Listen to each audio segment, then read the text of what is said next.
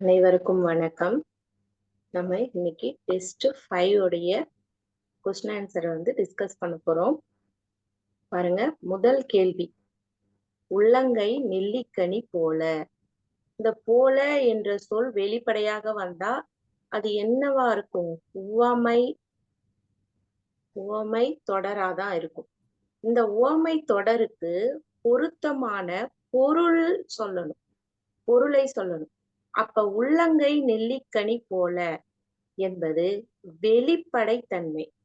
மனதுல என்ன இருக்கோ அதை நம்மளுடைய முகமானது காட்டுவதை போல உள்ளங்கையில் இருக்கக்கூடிய நெல்லிக்கனியானது, இப்போ அதியமானுக்கு கிடைத்த அந்த கருமர நெல்லிக்கனிய ஔவையாருக்கு கொடுக்குறான். ஏன் கொடுக்குறான்னா, தமிழ் மீது உள்ள பற்றின் காரணமாக ஔவையார் நீண்ட நாள் இருந்தா நல்ல பாடல்கள் இயற்றுவாங்க, அவங்கள மாதிரி ஒரு தமிழ் புதல்வி தேவைன்னு அவர் கொடுக்குறாரு. அப்ப அவருடைய மனதுல பட்டதை அவர் என்ன பண்றார்? நெல்லிக்காயால் பிரதிபலிக்கிறார் இல்லைங்களா? அது மாதிரிதான். அப்ப வெளிப்படைத்தன்மையை காட்டக்கூடியது. அதுதான் இந்த உவமை தொடருக்கான பொருள், வெளிப்படைத்தன்மை. அடுத்தது, மடை திறந்த வெள்ளம் போல. மடை திறந்த வெள்ளம் எப்படி இருக்கும்? அப்படியே பொறுமையா வருமா? இல்ல ஒரு இடத்துல இருக்கக்கூடியது தேக்கி வச்ச தண்ணீரானது மடையை தூக்கின உடனே என்ன பண்ணும்? தடையில்லாமல் மிகுதியாக வரும். அப்போ ஆப்ஷன் பி, தடையின்றி மிகுதியாக என்பது சரியான பொருள். தடையின்றி மிகுதியாக. அடுத்து பாருங்க, பசு மரத்து ஆணி போல. இப்போ ஒரு நல்ல முதிர்ந்த மரம் இருக்குன்னு வச்சுக்கோங்களேன். அந்த மரத்துல போய் நல்ல வேர் பாஞ்ச ஒரு மரத்துல போயிட்டு நம்மளால ஆணி அடிக்க முடியுமானா முடியாது. ஆனா அதுவே சின்ன மரமா அந்த மரம் இருக்கும் பொழுது அந்த பசுமையான மரத்துல போய் ஒரு ஆணி அடிக்க முடியும்னா கண்டிப்பா அடிக்க முடியும். அப்படி சின்னதுல ஒரு ஆணி அடிச்சிட்டோம்னா அது பெருசானாலும் என்ன பண்ண முடியாது, நம்மளால அந்த மரத்தை விட்டு நீக்கி புடுங்கி எடுக்க முடியாது. அந்த பசியன்றது என்னன்னா, இளமையான மரத்துல ஆணி அறைந்தது எப்படி இருக்குமா? இறுதி வரை நீங்காமல் இருக்கும். அது மாதிரி சின்ன வயசுல சொல்லி கொடுக்கக்கூடிய நல்ல குணங்கள் கடைசி வரைக்கும் அந்த மனிதனை விட்டு போகாது. அப்ப என்ன சொல்றாங்க பாருங்க, ஆப்ஷன் பி, எளிதில் மனதில் பதிதல். மனதுல பதிஞ்சிடும். இப்போ நம்மளுக்கு சின்ன குழந்தையா இருக்கும் பொழுது ஆசிரியர் ஆனா ஆவண்ணான்னு சொல்லி கொடுத்துருப்பாங்க. அது நம்மளை விட்டு நீங்காம இருக்க காரணம் என்ன? அப்போ அவங்க ஆழமா திரும்ப திரும்ப சொல்லி கொடுத்ததுதான் பதிஞ்சிருக்கு. எளிதில் மனதில் பதிதல் என்பது என்னுடைய விடை. அடுத்து, பாரதியார் நடத்திய இதழ்கள் கேட்கிறாங்க. பாரதியார் நடத்திய இதழ்கள் எது எதுன்னா, இந்தியா, விஜயா 2 இதழ்கள் நடத்துறார். இதுல இந்தியா என்கிற இந்த இதழ்ல ஆசிரியராக பணிபுரிந்தார். ஆசிரியராக பணிபுரிந்தார்.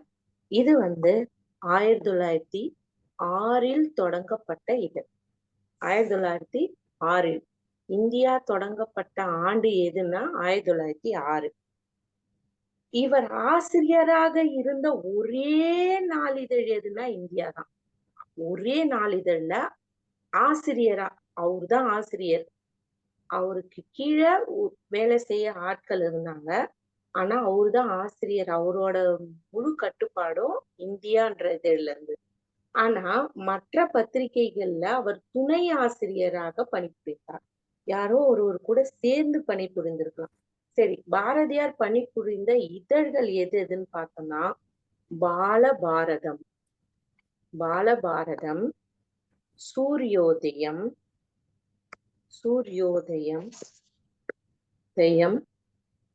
அடுத்து கர்மயோகி,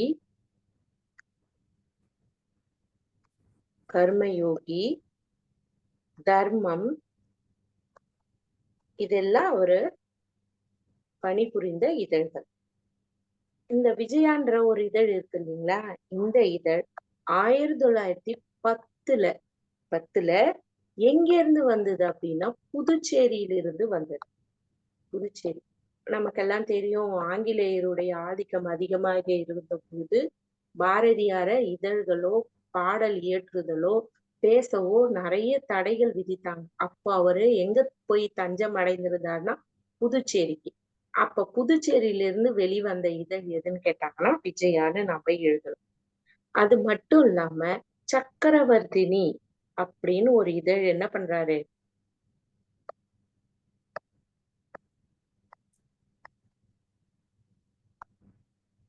இந்த இதழ் வந்து பாத்தீங்கன்னா மகளிர், முழுக்க முழுக்க மகளிருக்காக நடத்தப்பட்ட மாத இதழ் இது. மாத இதழ்.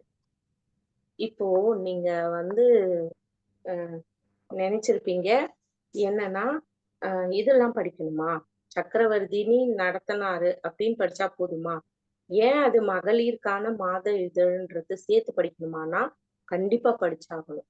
ஏன்னா மற்ற இதழ்கள் எல்லாம் பொதுவாக விடுதலை போராட்டத்தை நோக்கியே பயணம் செய்து கொண்டிருந்த போது சக்கரவர்த்தினி இதழ் மட்டும் பெண் அடிமைத்தனத்தையும் பெண்ணை வீட்டுக்குள்ளே வைத்து பார்க்கக்கூடிய அந்த சமூகத்தையும் எதிர்த்து வந்த இதழ் இல்லைங்களா. அப்ப சக்கரவர்த்தினி என்பது என்ன, என்ன இதழ்னு கேட்டாங்கன்னா மகளிருக்கான மாத இதழ். இந்த இந்தியா நம்ம பத்திரிகை பத்தி பார்த்தோம் இல்லையா, இதுல எல்லாமே அவருடைய கருத்துகளும் பாரதியாருடைய சுதந்திரத்தின் மீதான கருத்துக்கள் எல்லாமே எப்படி வெளிவந்ததுன்னா கட்டுரையா வெளிவந்தது. பாடல் கிடையாது, கவிதை கிடையாது, எல்லாமே கட்டுரையா வெளிவந்தது. அப்ப ஆப்ஷன் பி பாரதியார் நடத்திய இதழ்கள்னு கேட்டாங்கன்னா இந்தியா, விஜயா. ஆப்ஷன் பி என்பது சரி. அடுத்து நிலம், தீ, நீர், வலி, விசும்போடு 5. பாருங்க, நிலம், இந்த பஞ்ச பூதங்கள் பற்றி வரிசையா அழகா சொன்னவர் யார் அப்படின்னு பார்த்தோம்னாக்கா தொல்காப்பியர். இந்த பஞ்ச பூதங்கள் இல்லைன்னா இந்த உலகமே கிடையாது. இந்த 5 பூதங்கள் கலந்த மயக்கம் தான் உலகம் அப்படின்னு சொன்னவர் தொல்காப்பியர். அடுத்து உலகத்து பொருளை எத்தனை திணைகளாகவும் எத்தனை பால்களாகவும் பாகுபடுத்தி கூறுதல் தமிழ் மொழி மரபு ஆகும். திணைனா என்ன இருக்கு, உயர்திணை, அக்ரிணை, 2 திணைகள் இருக்கு. எத்தனை பால்கள், பால்கள்னா என்னென்னு சொல்லுவோம், ஆண்பால், ஆண்பால், பெண்பால், பலர்பால்,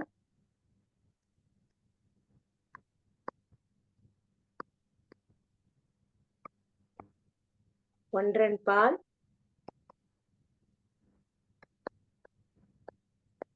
பலவின்பால் என்று 5 பால்களாக பாகுபடுத்தி சொல்லுவோம். இந்த 5 அந்த பாலையும் நம்ம என்னவா பிரிக்கலாம், 2ஆ பிரிக்கலாம். எப்படி பிரிக்கலாம், இந்த 3மே ஆண்பால், பெண்பால், பலர்பால் 3மே உயர்திணைக்கு உரியது, உயர்திணைக்கு உரியது. இந்த 2 ஒன்றன் பாலும் பலவின் பாலும் அக்ரிணைக்கு உரியது. அப்போ 2 திணைகளாகவும் 5 பால்களாகவும் பகுப்பதுதான் தமிழருடைய மொழி மரபு. ஆப்ஷன் பி சரி.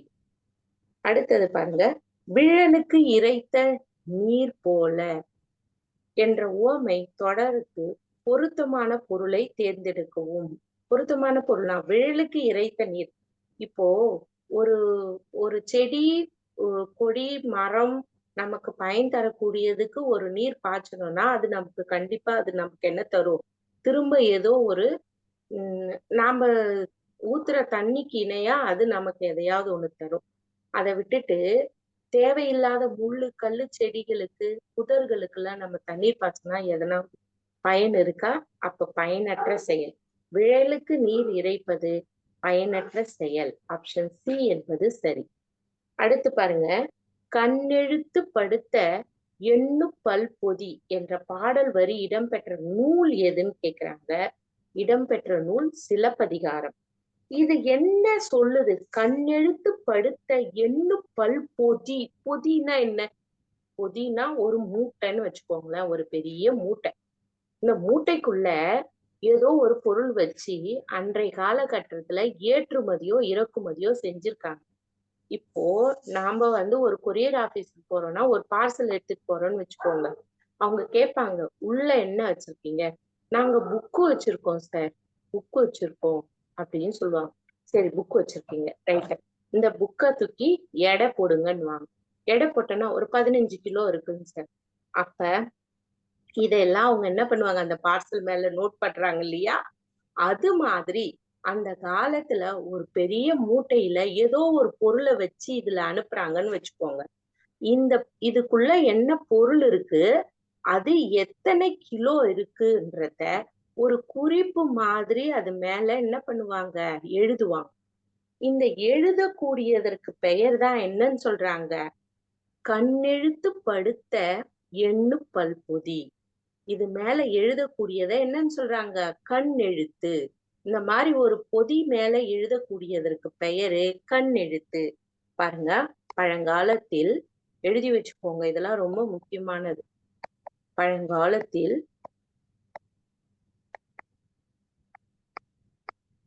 பழங்காலத்தில்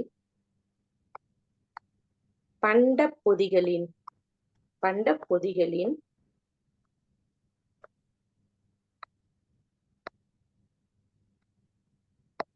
மீது சரக்கின் பெயரையும்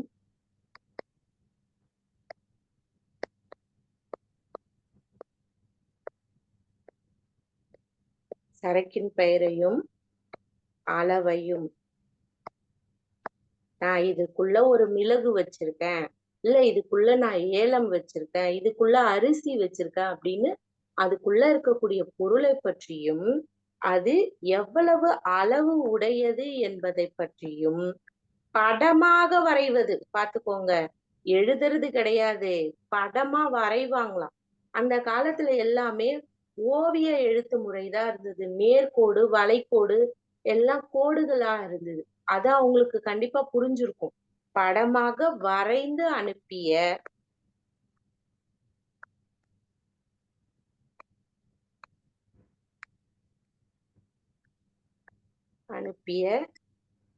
செய்தி செய்திக்கு என்ன பெயரு? கண்ணெழுத்து. இப்போ புரியுதுங்களா? இப்போ கொஸ்டின்ல நேரா என்னன்னு கேட்க மாட்டாங்கன்னா, இந்த கண் எழுத்து படுத்த எண்ணு பல்பொதி பாடல் வரி இடம்பெற்ற நூல் எதுன்னு கேட்டுட்டா நம்மளுக்கு கவலை இல்ல. சிலப்பதிகாரம் டிக் பண்ணிடலாம். ஆனா இது மாதிரி குடுக்குறாங்கன்னு வச்சுக்கோங்க. அந்த காலத்துல பண்ட பொதிகளின் மீது சரக்கின் பெயரையும் அளவையும் படமாக வரைந்து அனுப்பிய செய்திக்கு என்ன பெயர்? கண் எழுத்து, வட்டெழுத்து, அடுத்து ஓவிய எழுத்து, நேர்கோட்டு எழுத்து, வளைகோட்டு எழுத்துன்னு ஏதோ ஒண்ணு குடுக்குறாங்கன்னு வச்சுக்கோங்களேன். நமக்கு கண்டிப்பா தெரியணும். கண் எழுத்து என்பது வரைந்து படமாக வரையக்கூடிய எழுத்து. ஆப்ஷன் ஏ என்பது சரி. இதுக்கு கண்ணெழுத்துக்கு சரியான எழுத்து முறை என்னன்னா, ஓவிய எழுத்து முறை தான் இது பேரு. ஓவிய எழுத்து முறை. சரி, இந்த இந்த கண்ணெழுத்துன்ற வார்த்தை சிலப்பதிகாரத்துல எத்தனை இடத்துல வந்திருக்குன்னா, 3 இடங்களில் வந்துள்ளது. 3 இடம்.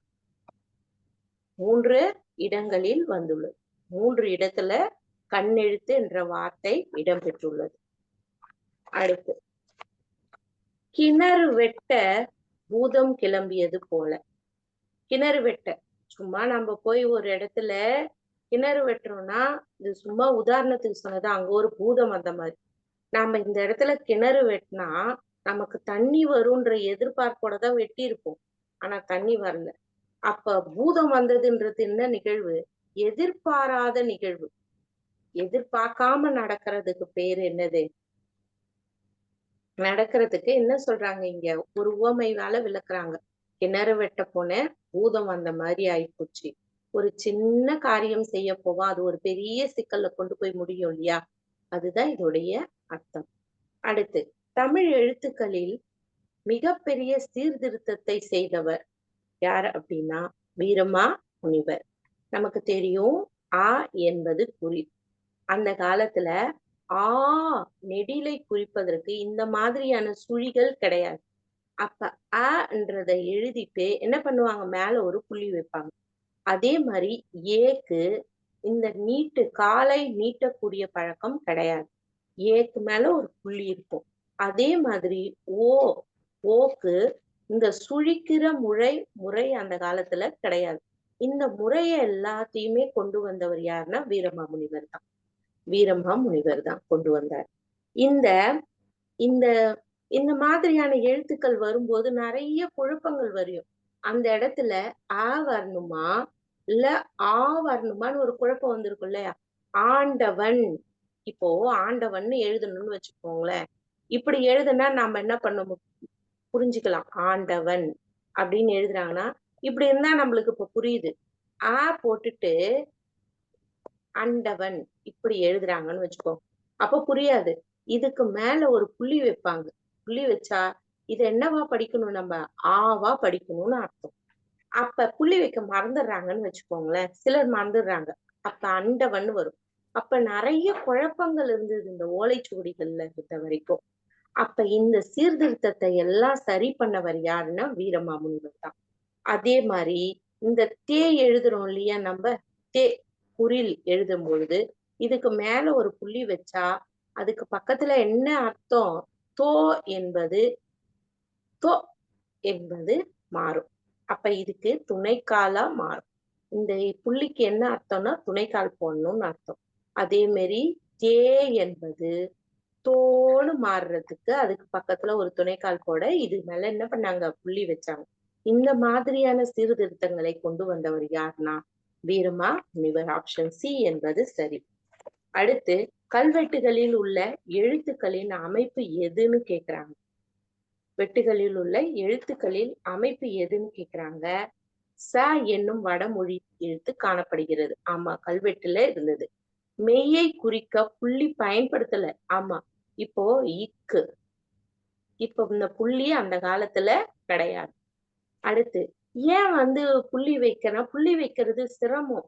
ஏன்னா இப்போ ஒரு இடத்துல ஒரு டாட் மாதிரி புள்ளி வைக்கணும்னு வச்சுக்கோங்க. கரெக்டா உளியால செதுக்கும் போது அந்த இடத்துல கல்லு உடைஞ்சிட்டா அப்ப அங்க எழுதப்பட்ட எழுத்துக்களே காணாமல் போயிடும்.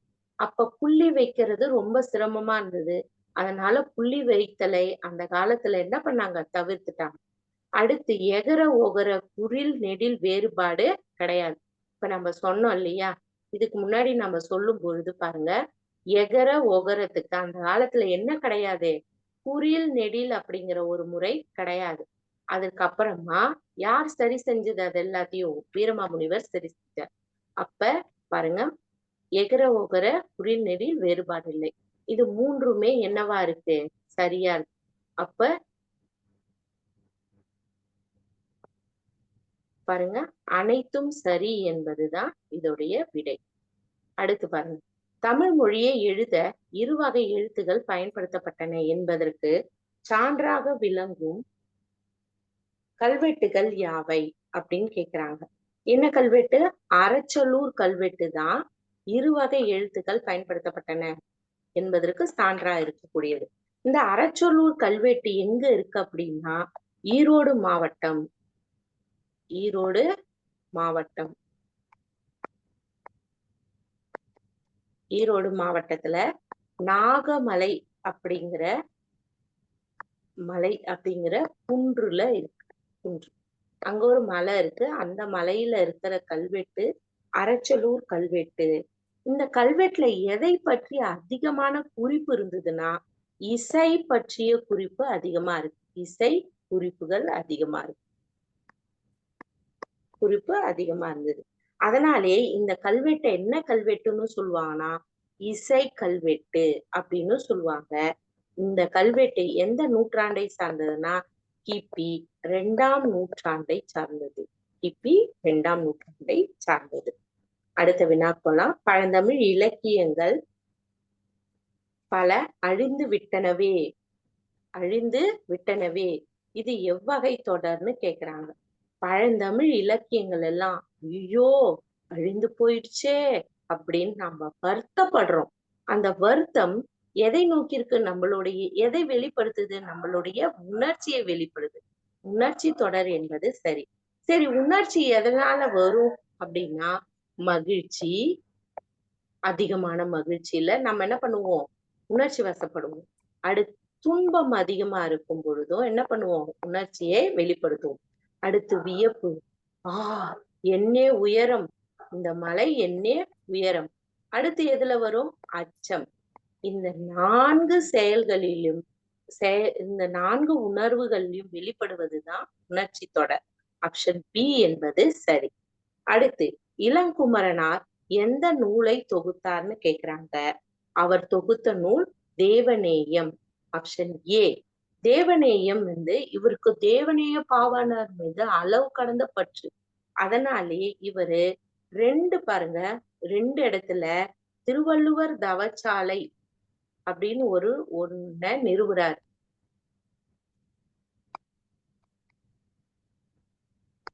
இந்த திருவள்ளுவர் தவச்சாலையிலயும் அதிகமான நூல்களை என்ன பண்றாங்க?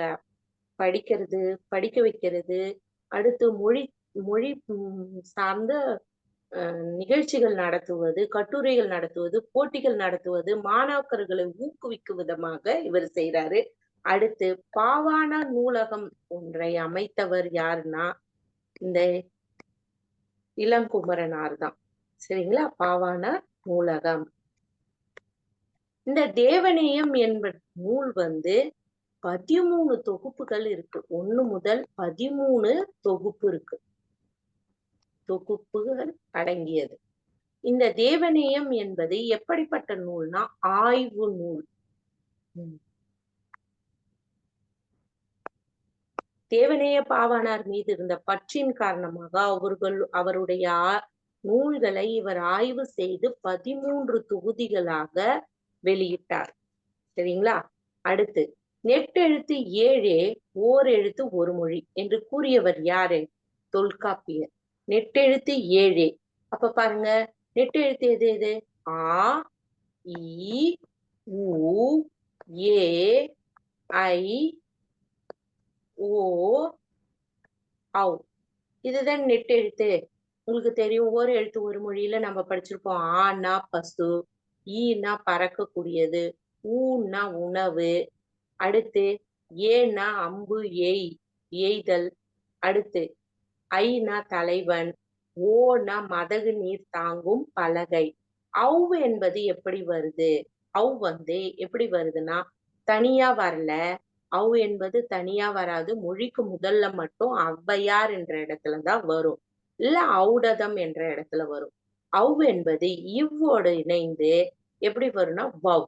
வவ் என்பதன் பொருள் என்னன்னா கவர், கவர்ந்து கொள் அப்படின்னு பொருள். அப்ப 7ம் என்னன்னு சொல்றாரு? ஓர் எழுத்து ஒரு மொழி. நம்ம படிச்சிருப்போம், ஓர் எழுத்து ஒரு மொழி 42 ஓர் எழுத்து ஒரு மொழிகள் இருக்கு அப்படின்னு பார்க்கும்போது, இந்த 7 கூட எந்தெந்த உயிர்மெய் எழுத்துக்கள் சேருதுன்றதுதான் அங்க சொல்றாங்க. கா, கா வரிசை, தா வரிசை, மா வரிசை, பா வரிசை, வா வரிசை எல்லாம் வரும் இல்லையா? அப்ப 42 ஓர் எழுத்து ஒரு மொழியும் நமக்கு தெளிவா தெரியணும். நல்லா கவனமா பாத்துக்கோங்க. ஓர் எழுத்து ஒரு மொழி புத்தகத்துல கொடுத்தது மட்டும்தான் வருமான்னு ஒரு கேள்வி கேட்காதீங்க. ஏன்னா புத்தகத்தை தாண்டி ஒரு எழுத்து ஒரு மொழிகள் நிறைய இருக்கு. அப்ப நம்ம படிக்கும்போது இப்போ ஒரு சொல்லுக்கு ஒண்ணே ஒண்ணு மட்டும் படிக்க கூடாது. நிறைய எழுத்துக்கள், ஒரு சொல்லுக்கு 10க்கு மேல ஓர் எழுத்து ஒரு மொழிலாம் இருக்கு. அதனால எல்லாத்தையும் தான் நம்ம படிச்சாகணும். அடுத்து நம்ம பார்க்க போறது 16வது வினா. குற்றெழுத்து ஒன்று தனித்து நின்று சொல்லாவது இல்லை என்பதை குற்றெழுத்து 5ம் மொழி நிறைவு இலவே அப்படின்னு சொன்னவர் யாருன்னா, அதுவும் தொல்காப்பியர் தான். குற்ற எழுத்து என்ன இருக்கு? இப்ப நெடில எழுத்து 7 போயிட்டுனா குறில எழுத்து எது எது? அ, இ, உ, ஏ, ஓ. இந்த 5ம் மொழி நிறைவு. மொழி நிறைவுனா அளபெடைக்கு கூட வரும். எப்படி வரும்? மொழியை நிறைவு செய்வதற்காகத்தான் அதை நான் பயன்படுத்துவேன். இவங்க அதுக்கு மட்டும்தான் வருவாங்க அப்படின்னு சொன்னவர் யாருன்னா தொல்காப்பியர். அடுத்து பாருங்க, கல்லாமை ஒழிக. நம்ம என்ன சொல்லுவோம், ஒரு இடத்துல உணர்ச்சியை வெளிப்படுத்தும் பொழுது ஒழிக, வாழ்க அப்படிலாம் நம்ம சொல்லுவோம் இல்லையா? ஆனா அது உணர்ச்சியை வெளிப்படுத்தும் போது இந்த ஒழிக, வாழ்க இதெல்லாம் என்ன தொடரா வரும்னா விழைவு தொடரா வரும். என்ன தொடரா வரும்? விழைவு தொடரா வரும். ஆப்ஷன் சி என்பது சரி. அடுத்து, கால வெள்ளத்தில் கரைந்து தேய்ந்த எழுத்துக்கள் யாவைன்னு கேக்குறாங்க. கால வெள்ளத்துல இப்ப நம்ம ஆண், ஆ, மான், மா, இப்போ மானுக்கு நம்ம மான்ற வார்த்தை பயன்படுத்துறோமா? கிடையாது. அதே மாதிரி கோன் என்னவாயிடுச்சு? கோவாயிடுச்சு. கோன்னா அரசனா ஆயிடுச்சு. ஆண், ஆண் என்பது ஆண் மாடை குறிக்கும். ஆண் ஆனா நம்ம இப்ப எப்படி கூப்பிடுறோம்? ஆனா பசு அப்படின்னு மட்டும் சொல்லிக்கிறோம். இப்போ இந்த வார்த்தைகள் எல்லாமே இப்போ என்னவாயிடுச்சு? இல்லாம போயிட்டு கால வெள்ளத்தில் கரைந்து தேய்ந்த எழுத்துக்கள் இவை அனைத்தும் சரி. விடை ஆப்ஷன் டி. ஒளி மரபை காண்க. ஆந்தை என்ன பண்ணும்? அலரும். ஆந்தை ஆப்ஷன் பி. ஆந்தை அலரும். காகம் கரையும். காகம் என்ன பண்ணும்? கரையும். கூவும். எது கூவும்? குயில் கூவும். அடுத்து, கிளி பேசும். கிளி இன்னொன்னும் பண்ணும். என்ன பண்ணும்? கொஞ்சும். கொஞ்சும்னு சொல்லுவாங்க. கிளி கொஞ்சும். ஆப்ஷன் பி என்பது சரி. அடுத்து, இல்லறவியல் திருக்குறளில் எப்பாலில் இடம்பெற்றுள்ளது? இல்லறவியல் என்ன பால்ல இடம்பெற்றிருக்குன்னு கேக்குறாங்க.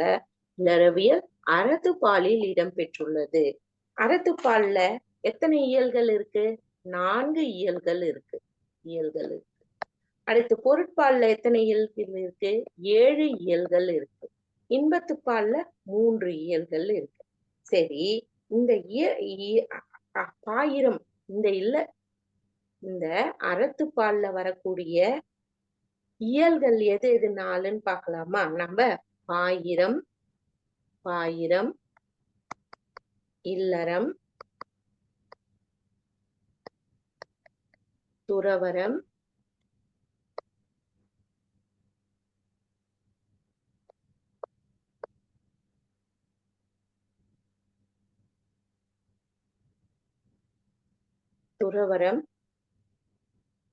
அடுத்து ஊழியல்.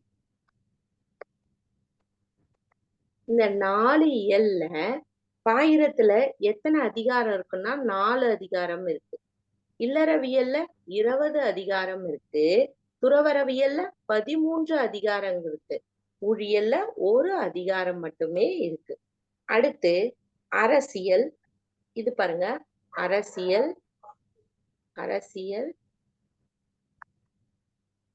அமைச்செயல்,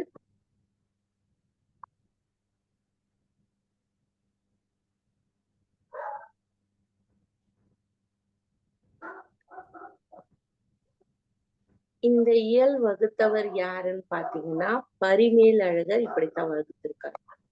பரிமேலழகர். இப்போ நம்ம சாதாரணமா சொல்லும் போது எப்படி சொல்லணும்னா அரசியல், அமைச்செயல், ஒழிபியல், அடுத்து என்ன சொல்லுவோம்? குடியியல் அப்படின்னு சொல்லிடுவோம். அடுத்து இதுல பாருங்க, இன்பத்துப்பால்ல என்னென்ன இருக்கு? கற்பியல், களவியல்னு இருக்கு. ஆனா பரிமேலழகர் அழகா சொல்வாரு, ஆண்பால் கூற்று, பெண்பால் கூற்று, இருபால் கூற்றுன்னு பிரிச்சிருப்பார். அதனால்தான் அதை 3ஆ சொல்றோம் நம்ம இங்க. பரிமேலழகர் உரை படிக்கிறது தான் திருக்குறள்ல சிறப்புன்னு சொல்லுவாங்க. இது திருவள்ளுவர் திருக்குறள்ல பரிமேலழகருடைய பிரிப்பு முறையை பத்தி பேசுறதுல எடுத்த பாயிண்ட். சரிங்களா? அப்ப இல்லறவியல் எந்த அதிகாரத்துல வருதுன்னு கேட்டாங்கன்னா அறத்துப்பால். ஆப்ஷன் ஏ என்பது சரி. அடுத்து, கீழ்கண்டவற்றில் எவை ஐஞ்சிறு காப்பியங்களில் ஒன்று? ஐஞ்சிறு காப்பியங்களில் ஒன்று எது? நீலகேசி. ஆப்ஷன் டி என்பது சரி. சிலப்பதிகாரம், மணிமேகலை, சீவக சிந்தாமணி, வளையாபதி, குண்டலகேசி, இது எல்லாமே எது? ஐம்பெருங்காப்பியங்கள். பெருங்காப்பியங்கள். இது என்னது? சிறுகாப்பியம். சிறுகாப்பியம்னா என்ன? அறம், பொருள், இன்பம், வீடு. இந்த நாளையும் என்னவா கொண்டு இருக்கணும்? ஒரு பெரிய தொடர்நிலை செய்யுள் என்கின்ற அமைப்போடு பொருந்தி காப்பியம் என்கின்ற முழு தன்மை பெற்று இருக்கணும்னு சொல்றாங்க. ஆனா ஐஞ்சிறு காப்பியத்துல ஏதோ ஒண்ணு என்ன பண்ணிருக்கோம்? விடுபட்டு இருக்கும். ஒண்ணு இல்லறத்தை பத்தி பேசும், துறவரத்துக்கு போயிடுற மாதிரி பேசும், இல்லையா வீடு பேர் அடைந்த மாதிரி பேசும், இல்லைன்னா பொருள் இன்பம் இதுல ஏதாவது ஒரு குறை இருக்கும். இந்த மாதிரி குறைகளோடு காணப்பட்டா அது என்னன்னு சொல்றாங்க? சிறுகாப்பியம் அப்படின்னு சொல்றாங்க. அடுத்து வாணிதாசனின் இயற்பெயர் என்ன? வாணிதாசனின் இயற்பெயர் அரங்கசாமி என்கிற எத்திராசுலு. வாணிதாசன் எங்க பிறந்தாங்க தெரியுங்களா? வாணிதாசன் எங்க பிறந்தாங்க? புதுவைக்கு அடுத்து இருக்கக்கூடிய வில்லியனூரில் பிறந்தவர். இவர் வில்லியனூர்ல பிறந்திருக்காரு. பாரதிதாசனுடைய தலை மாணாக்கராக விளங்கியவர். அடுத்து கவிஞரேறு என்கின்ற சிறப்பு பட்டம் பெற்றவர். Option A. அடுத்து ஓர் எழுத்து ஒரு மொழி எத்தனை உண்டு என்று நன்னூலார் குறிப்பிடுகிறார். நன்னூலார் குறிப்பிடுவது 42. தொல்காப்பியர் எத்தனைன்னு சொன்னாரு? தொல்காப்பியர் 40 மட்டுமே சொன்னார். நெடில் மட்டுமே சொன்னார். நெடில் எழுத்துக்கள் 40 மட்டுமே ஓர் எழுத்து ஒரு மொழின்னு சொன்னார். ஆனா நன்னூலார் என்ன சொல்றாரு? நோ நோ து என்கின்ற இந்த 2 குறில் எழுத்தும் எதுலதான் சேரும்? ஓர் எழுத்து ஒரு மொழியில தான் சேரும்னு சொன்னார். அப்போ 42 என்பது சரி. நன்னூலார் குறிப்பிட்டது 42. ஆப்ஷன் சி என்பது சரி. அடுத்து காத்து நொண்டி சிந்து என்ற பாடலை இயற்றியவர் யார் அப்படின்னு கேக்குறாங்க. யார் இயற்றியது அப்படின்னா வெங்கம்பூர் சாமிநாதன் அவர்கள் இயற்றியது. ஆப்ஷன் பி என்பது சரி. இந்த வெங்கம்பூர் சாமிநாதன் என்னென்ன துறைகள்ல சிறந்து விளங்கினார்னா கலை விமர்சகர். இவர் ஒரு கலை விமர்சகர். கலை விமர்சகர். இவர் ஒரு திறனாய்வாளர்.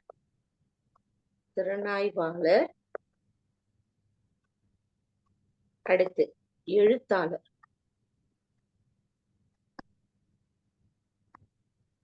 என்கின்ற பன்முகத்தன்மை இவர்கிட்ட இருக்கு. இவருக்கு 2003ல இயல் விருது ஒண்ணு கொடுத்திருக்காங்க. இயல் விருது கொடுத்திருக்காங்க. இவருடைய சுயசரிதம் ஒண்ணு எழுதியிருக்காரு. இவர் ஒரு சுயசரிதம் என்கின்ற ஒரு நூல் எழுதியிருக்காரு. அந்த நூலோட பேரு நினைவுகளின் சுவட்டில். நினைவுகளின் சுவட்டில் என்பது அதனுடைய பெயர். சரியா? இவர் ஒரு திரைப்படமும் இயக்கியிருக்காரு. வெங்கம்பூர் சாமிநாதன் ஒரு திரைப்படம் எழுதியிருக்காரு. திரைப்படத்தை இயக்கியிருக்காரு. அந்த திரைப்படம் அக்ரஹாரத்தில் கழுதை. அக்ரஹாரத்தில்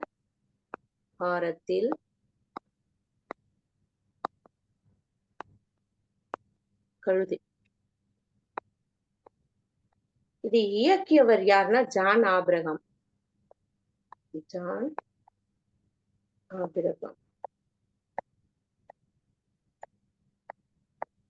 இந்த திரைப்படத்துக்கு இவருதான் வசனம் எழுதி கதையெல்லாம் எழுதினவர் வெங்கம்பூர் சாமிநாதன். இந்த திரைப்படத்தை இயக்கிய இயக்குனர் பேரு ஜான் ஆபிரகாம். சரிங்களா? அந்த திரைப்படத்தோட பெயர் அக்ரஹாரத்தில் கழுதை.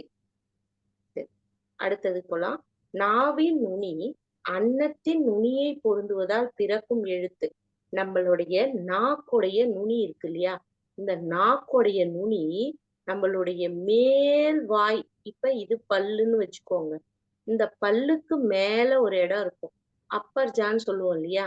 இந்த அப்பர் ஜாவை இந்த நாக்குடைய நுனி போய் என்ன பண்ணணும்? இந்த இடத்துல பொருந்தணும். அப்படி பொருந்தும் போது நல்லா பாருங்க, அந்த நாக்குடைய நுனி போய் அங்க பொருந்தனா என்னென்ன எழுத்துக்கள் பிரிக்கும்? இட்டும் இன்னும் பிறக்கும். ஆப்ஷன் சி என்பது சரி. அடுத்து கரிகாலன் கல்லணையை கட்டினான். இது எவ்வகை தொடர்? இப்ப இந்த தொடரை படிக்கும்போது நமக்கு என்ன தெரியுது? ஒரு செய்தி தெரியுது. அப்ப இது என்ன தொடரு? ஒரு செய்தி தொடர். ஆப்ஷன் ஏ என்பது சரி. அடுத்து, தொல்காப்பியத்தில் உள்ள இயல்களின் எண்ணிக்கை கேக்குறாங்க. ஒவ்வொரு இயல்களும் ஒவ்வொரு ஒவ்வொரு அதிகாரமும் 9 இயல்களால இருக்கு. அப்ப மொத்தம் 3 அதிகாரங்கள் இருக்கு. எழுத்ததிகாரம், சொல்லதிகாரம், பொருளதிகாரம். அப்ப 3 அதிகாரம் சேர்ந்தா 27 இயல்கள் இருக்கு. இயல்கள். ஆப்ஷன் ஏ என்பது சரி. தொல்காப்பியத்துல மொத்தம் எத்தனை நூற்பாக்கள் இருக்குன்னு தெரியுமா? நூற்பாக்கள். நூற்பாக்கள் எத்தனை இருக்குன்னா பாருங்க, 1610 நூற்பாக்கள் இருக்கு. தொல்காப்பியத்திற்கு இளம்பொருணார், சேனாவரையார் இவங்க எல்லாம் என்ன பண்ணிருக்காங்க? உரை எழுதியிருக்கிறாங்க. சேனாவரையார் எழுதுந்து வெறும் சொல்ல அதிகாரத்துக்கு மட்டும் எழுதினார். அடுத்து, தரும உரை சருக்கம் இடம்பெற்ற நூல் எதுன்னு கேக்குறாங்க. தரும உரை சருக்கம் எதுல வரும்னா நீலகேசில வரும். நீலகேசியில போயிட்டு சமண முனிவர்களோட சேர்ந்து அவ என்ன பண்ணுவா? வாதிடுவா. அப்போ அந்த தர்மம் சார்ந்த செய்திகள் எல்லாம் அதுல சொல்லப்படுது. நீலகேசி என்பது சரி. அடுத்து, தொடுவானம் என்ற நூலின் ஆசிரியர் யாரு? வாணிதாசன் என்பது இதுக்கு ஆன்சர். சரிங்களா? அவரோட இயற்பெயர் நம்ம போன வினாவுல பார்த்தோம். எத்திராசுலு என்கின்ற அரங்கசாமி. இவர் புதுவைக்கு அடுத்த வில்லியனூரில் பிறந்தவர். பாரதிதாசனுடைய தலை மாணாக்கர். இவருடைய பிறப்பு 22/7/1915 பிறந்தார். வில்லியனூர் என்பது புதுச்சேரிக்கு பக்கத்துல வில்லியனூர் என்பது இவருடைய ஊர்.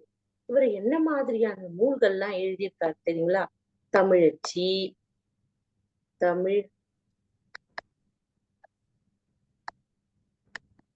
இங்க பாருங்க, நல்லா பாத்துக்கணும். இந்த தமிழச்சி என்கிற நூலை எழுதினவர் யாருன்னு கேட்டாங்கன்னா அது வாணிதாசன் தான்.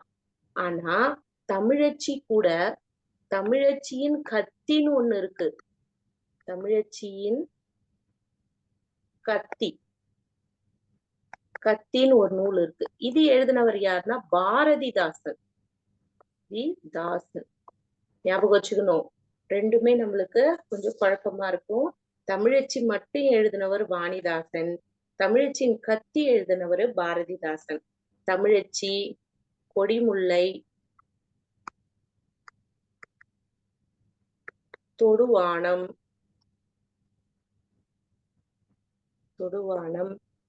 எழிலோவியம், அடுத்து தீர்த்த யாத்திரை,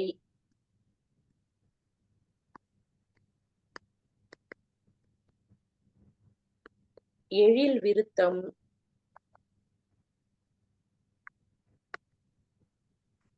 அடுத்து பாட்டு பிறக்குமடா,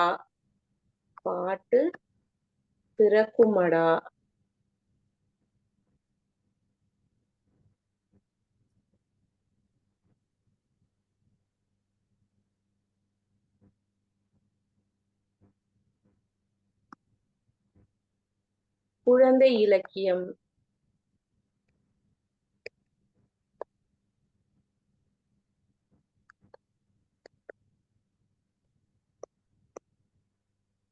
அடுத்து பெரிய இடத்து செய்தி,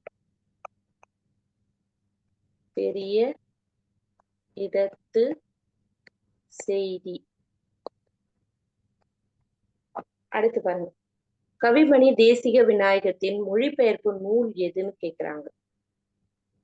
அவருடைய மொழிபெயர்ப்பு நூல் எதுன்னா உமர் கய்யாம் பாடல்கள். ஆப்ஷன் பி என்பது சரி. இந்த கவிமணி உமர் கய்யாம் பாடல் மொழிபெயர்த்தார்னு சொல்றாங்க இல்லையா? இந்த உமர் கய்யாம் பாடலை 2 பேர் மொழிபெயர்த்திருப்பாங்க. ஒண்ணு கவிமணி என்ன பண்ணிருப்பாருன்னா ருபாயத் அப்படிங்கிற அமைப்போட எழுதியிருப்பார். ருபாயத் அப்படிங்கிற அமைப்புல எழுதியிருப்பார். இவர் கூட சேர்ந்து இல்ல தனியாகவே சிதம்பரனார்ன்றவரு என்ன பண்ணிருப்பாருன்னா உமர் கயாம் பாடல்கள்னே தலைப்பு வச்சு இவர் என்ன பண்ணிருப்பாரு, மொழிபெயர்த்திருப்பார். பாடல்கள் இங்க பாருங்க, தேசிக விநாயகர் கவிமணி தேசிக விநாயகத்தின் மொழிபெயர்ப்பு நூல் எதுன்னு கேக்குறாங்கன்னா உமர் கயாம் பாடல்கள்னு எழுதணும். அந்த மொழிபெயர்ப்பு நூல் எந்த பெயர்ல வந்ததுன்னா ருபாயத் அப்படிங்கிற 4 அடி செய்யுள் அமைப்புல வந்திருக்கு. உமர் கயாம் பாடல் 4 அடி செய்யுள் அமைப்புல வந்திருக்குன்னு நீங்க எழுதணும். இந்த சிதம்பரனார் எழுதின இந்த உமர் கயாம் பாடலை 1963ல சிவகாமி சிதம்பரனார் என்ன பண்ணாங்கன்னா பதிப்பித்தாங்க. சரிங்களா? இது ஒரு செய்தி தான், தெரிஞ்சுக்கோங்க. அடுத்து, எடை அதிகரிப்பதால் ஏற்படும் நோய்கள் யாவைன்னு கேக்குறாங்க. என்ன மாதிரியான நோய்கள் ஏற்படும் அப்படின்னா சர்க்கரை நோய், ரத்த கொதிப்பு. ஏ பி சரி, ஆப்ஷன் டி என்பது விடை. கீழ்கண்டவற்றில் வாணிதாசன் எழுதிய நூல் எதுன்னு கேக்குறாங்க. இப்பதான் நம்ம பார்த்திருக்கோம். என்னென்ன பார்த்தோம்? தமிழச்சி, கொடிமுல்லை, தொடுவானம், எழிலோவியம், குழந்தை இலக்கியம், தீர்த்த யாத்திரை, எழில் விருத்தம், பாட்டு பிறக்குமடா, பெரிய இடத்து செய்தி. அப்ப குழந்தை இலக்கியம் ஆப்ஷன் சி என்பது சரி. இந்த தமிழச்சின் கத்தி எழுதினவர் யாரு? பாரதிதாசன். பாரதிதாசன். அடுத்து பாருங்க, பஞ்ச கும்மிகள் என்ற நூலை தொகுத்தவர் யாருன்னு கேக்குறாங்க. பஞ்ச கும்மிகள் என்ற நூலை தொகுத்தவர் புலவர் சே ராசு. சே ராசு ஒரு கல்வெட்டறிஞர்.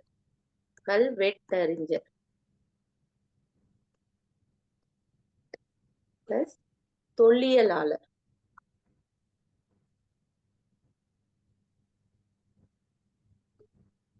தொல்லியலாளருடைய பணி என்ன? அகழ்வாய்வு செய்வது அவங்களோட பணி. கல்வெட்டறிஞர்களுக்கு ஒரு மலையிலயோ இல்ல கல்லுலயோ எழுதப்பட்ட அந்த எழுத்துக்களை ஆய்வு செய்வது இவரோட வேலை. அப்ப ரெண்டுலயுமே கை தேர்ந்தவர் யாரு? சே ராசு. அடுத்து பாருங்க, நம் நாட்டில் பெரும் பஞ்சம் ஏற்பட்ட காலங்களில் மக்கள் பட்ட துயரங்களை அக்காலத்தில் வாழ்ந்த புலவர்கள் எந்த பாடல்களாக பாடினர்னா எந்த பாடல்களாக பாடினாங்க? கும்மி பாடல்களாக பாடினர். ஆப்ஷன் பி என்பது சரி. அடுத்து பாருங்க, பருத்தி எல்லாம் என்பதனை சேர்த்து எழுத கிடைப்பது என்ன சொல்லு? பருத்தி கூட்டல் எல்லாம். இங்க பாருங்க, இத்து இருக்கு. நிலைமொழியோட ஈற்றுல இத்து இருக்கு. வருமொழியோட முதற்றுல என்ன இருக்கு? ஏ இருக்கு. இத்து இப்படி மட்டும் மெய்யெழுத்தா இருந்தா இது என்ன பண்ணும்? தேனு சேரும். ஆனா அப்படி சேரல. இங்க என்ன இருக்கு? இத்து கூட்டல் ஈன்னு இருக்கு. அப்ப உயிரும் உயிரும் இணையாது. அப்ப இவங்களை உடன்படுத்த என்ன வேணும்? உடம்படு மெய் ஒண்ணு வேணும். உடம்படு மெய். அப்ப இவங்க 2 பேருமே உடம்படு மெய் எல்லாமே ஒரு விதிகளுக்கு உட்பட்டுதான் வரும். உடம்படைய மெய் எது எது? ஈயும் இவ்வும். ஈ எங்கெங்க வரும்? ஈ, இது ஏற்கனவே வகுப்புல சொல்லியிருக்கேன். இ, ஈ, ஐ, இந்த 3க்கும் எகரம் உடம்படு மெய்யா வரும். அடுத்து மற்றவைக்கு, இது 3ஐ தவிர்த்த மற்றவைக்கு என்ன வரும்? ஏனை உயிர் வழி என்ன வரும்? வகரம் உடன்படுமையா வரும். ஏ என்ற வார்த்தைக்கு ஈயும் வரும், இவ்வும் வரும்னு நம்ம ஏற்கனவே பார்த்திருக்கோம். அப்ப இந்த இடத்துல என்ன இருக்கு? ஈ இருக்கு. அப்ப இதுக்கோட உடன்படுமை எது? ஈதான் உடன்படுமை. அப்ப ஈ என்ன பண்ணும்? உகரம். இந்த இடத்துல இருக்கக்கூடிய இகரமானது கெட்டு இந்த ஈயானது உடன்படுத்த இந்த ஈ என்னவாகும்? ஏ கூட சேர்ந்து பருத்தி எல்லாம் ஈ கூட்டல் ஏ ஏன்னு மாறும். பருத்தி எல்லாம்னு வரும். ஆப்ஷன் டி என்பது சரி. ஆப்ஷன் டி என்பது சரி. அடுத்து, உலக இயற்கை சீரழிவு நாள் தடுப்பு தினம். இந்த உலக இயற்கை சீரழிவு தடுப்பதற்கான தினம் என்னைக்குன்னு கேக்குறாங்க. அக்டோபர் 5. அக்டோபர் என்பது எந்த மாதம்? 10வது மாதம் இல்லையா? நம்ம எப்படி ஞாபகம் வச்சுக்கலாம்? 5, 10 ரூபாய் இருந்தா சீரழிவை தடுத்துடலாம் அப்படின்னு ஏதாவது ஒண்ணு ஞாபகம் வச்சுக்க வேண்டியதுதான். ஆப்ஷன் பி என்பது சரி. அடுத்து பாருங்க, சிலப்பதிகாரத்தை இயற்றியவர் யார்? யார் என்ன இருக்கு இங்க? யார்னு இருக்கு. அப்ப இது என்ன எழுத்து? வினா எழுத்து. வினா எழுத்து. அப்ப இது என்ன தொடர்? வினா தொடர். நம்ம எழுத்து நம்மளுக்கு வினாவை குறிக்கக்கூடிய சொற்கள் எது எது? ஏ, யா, ஆ, ஓ, ஏ. இது எல்லாமே வினாவை குறிக்கக்கூடிய சொற்கள். இந்த ஏ, யா இது ரெண்டும் எங்க வரும்னு சொல்லியிருக்காங்க?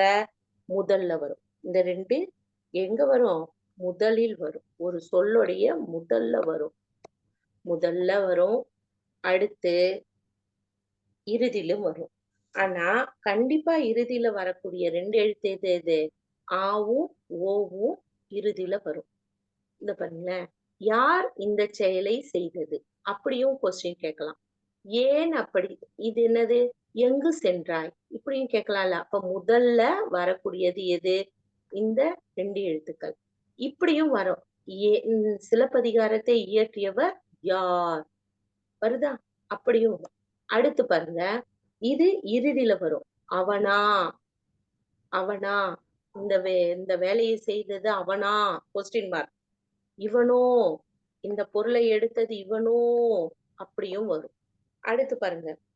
ஏ என்ற சொல் முதலிலும் வரும், இறுதியிலும் வரும். இது முதல் இறுதி ரெண்டு இடத்துலயும் வரும். சரியா? ஏன் அப்படி செய்தான்? ஏன் அப்படின்னு கேட்கிறோம் இல்லையா? அப்ப முதல்லயும் வரும், இறுதியிலயும் வரும். அடுத்து இப்போ ஒரு சில விஷயங்கள் தெரிஞ்சுக்கோங்க. இப்போ என்ன மாதிரியான எழுத்துக்கள்லாம் வந்ததுன்னா இப்படி, எப்படி, எப்படி வந்துட்டு, யார், அடுத்து வந்தானோ, அவனோ, இதெல்லாம் இப்பயும் இருக்குது. ஆனா இப்ப எப்படி, எங்கு, இப்படி எல்லாம் வார்த்தைகள் நம்ம வினாவா கேட்கிறோம். அடுத்து உன் திருக்குறள் நூலை தருக. தருக எப்படி கேக்குறாங்க? தருக. தருகன்றது எதுன்னா விழைவு தொடர். விருப்பம், ஆசை அப்படிங்கிற பொருள்ல வந்திருக்கா இங்க. பெரும்பாலும் விழைவு தொடர்கள் எப்படி வரும்னா ஏவல், வேண்டுதல், வாழ்த்துதல்,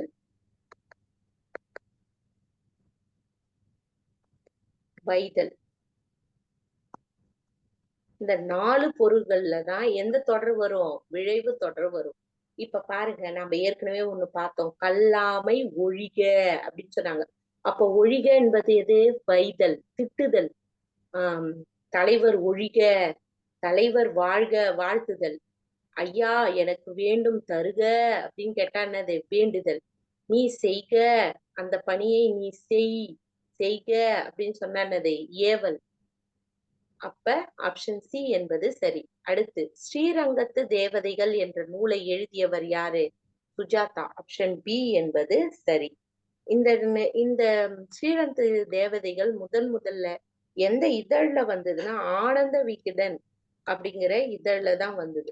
ஆனந்த விகடன் என்ற இதழ்ல வந்தது.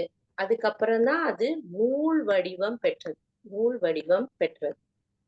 முதல்ல ஆனந்த விகடன் என்ற இதழ்ல தான் வந்தது. அடுத்து உழவு தொழில் வாழ்க. இப்பதான் பார்த்தோம் இல்லைங்களா? வாழ்க, வாழ்த்துதல் அப்படிங்கிற பொருள்ல வந்திருக்கு. அப்ப இது என்ன தொடரா இருக்கும்? உணர்ச்சியா, விழைவா? என்ன தொடர்? விழைவு தொடர். ஆப்ஷன் ஆப்ஷன் சி என்பது சரி. அடுத்து பாருங்க. உவகை, அழுகை, அவலம், அச்சம், வியப்பு முதலான உணர்ச்சிகளை உணர்த்தும் தொடர் எது?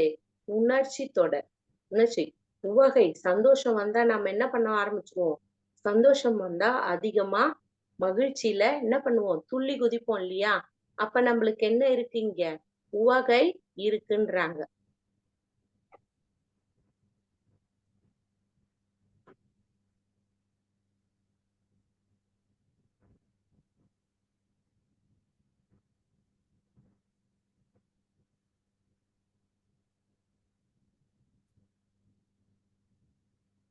அப்ப உவகை, அழுகை, அவலம், அச்சம், வியப்பு, உணர்ச்சி. அடுத்து அழுகை வந்தா நம்ம என்ன பண்ணுவோம்? ரொம்ப அழுவோம், உணர்ச்சி வசப்பட்டு பேசுவோம். அவலம், ஒரு துக்க நிகழ்ச்சி நடந்தா அந்த இடத்துல என்ன வரும்?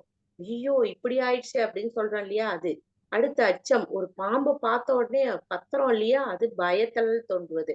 வியப்பு, ஒரு அதிசயமான பொருளை பார்த்த உடனே நமக்குள்ள தோன்றும் இல்லையா? ஒரு வியப்பு, அதுதான். இந்த ஐந்தும் பொருந்தியது என்னது? உணர்ச்சி தொடர். பொருந்தி வந்தால் அது உணர்ச்சி தொடர்னு சொல்லுவாங்க. அடுத்து தொகை மரபு காண்க. தொகை மரபு, ஆடு என்பதற்கு பொருள். தொகைன்னா என்னன்னா ஒரு குரூப்பா இருக்கிறதுக்கு பேரு. குரூப், கூட்டம். கூட்டம் கூட்டமா நிறைய இருந்தா, ஆடு அதிகமா கூட்டமா இருந்தா ஆட்டு கூட்டம்னு சொல்லக்கூடாது. என்னன்னு சொல்லணும்? மந்தைன்னு சொல்லணும். ஆட்டு மந்தை. சரி, அப்ப கூட்டம் என்ற சொல் எதற்கு வரும்னா, மக்கள். மக்கள் அதிகமா இருந்தா அதுக்கு மக்கள் கூட்டம்னு வரும். நிறை, ஆடு மாடு அதிகமா இருந்தா நிறைன்னு சொல்லுவாங்க. ஆ ஆ என்றால் பசு. ஆ அதாவது பசு, பசு இனங்கள், ஆடு, பசு இனங்களை குறிக்கக்கூடியது. அப்ப ஆ என்றால் நிறைன்னு சொல்லணும். ஆடு என்றால் என்னன்னு சொல்லணும்? மந்தைன்னு சொல்லணும். குவியல்னு எதை சொல்லலாம்? கற்கள். கற்கள் குவியலா கொட்டி இருந்தா குவியல். பாருங்க, குவியல்ல எதை சொல்லுவோம்னா கல். கல் இருக்கு இல்லையா? கல்ல கொட்டி வச்சிருக்காங்க.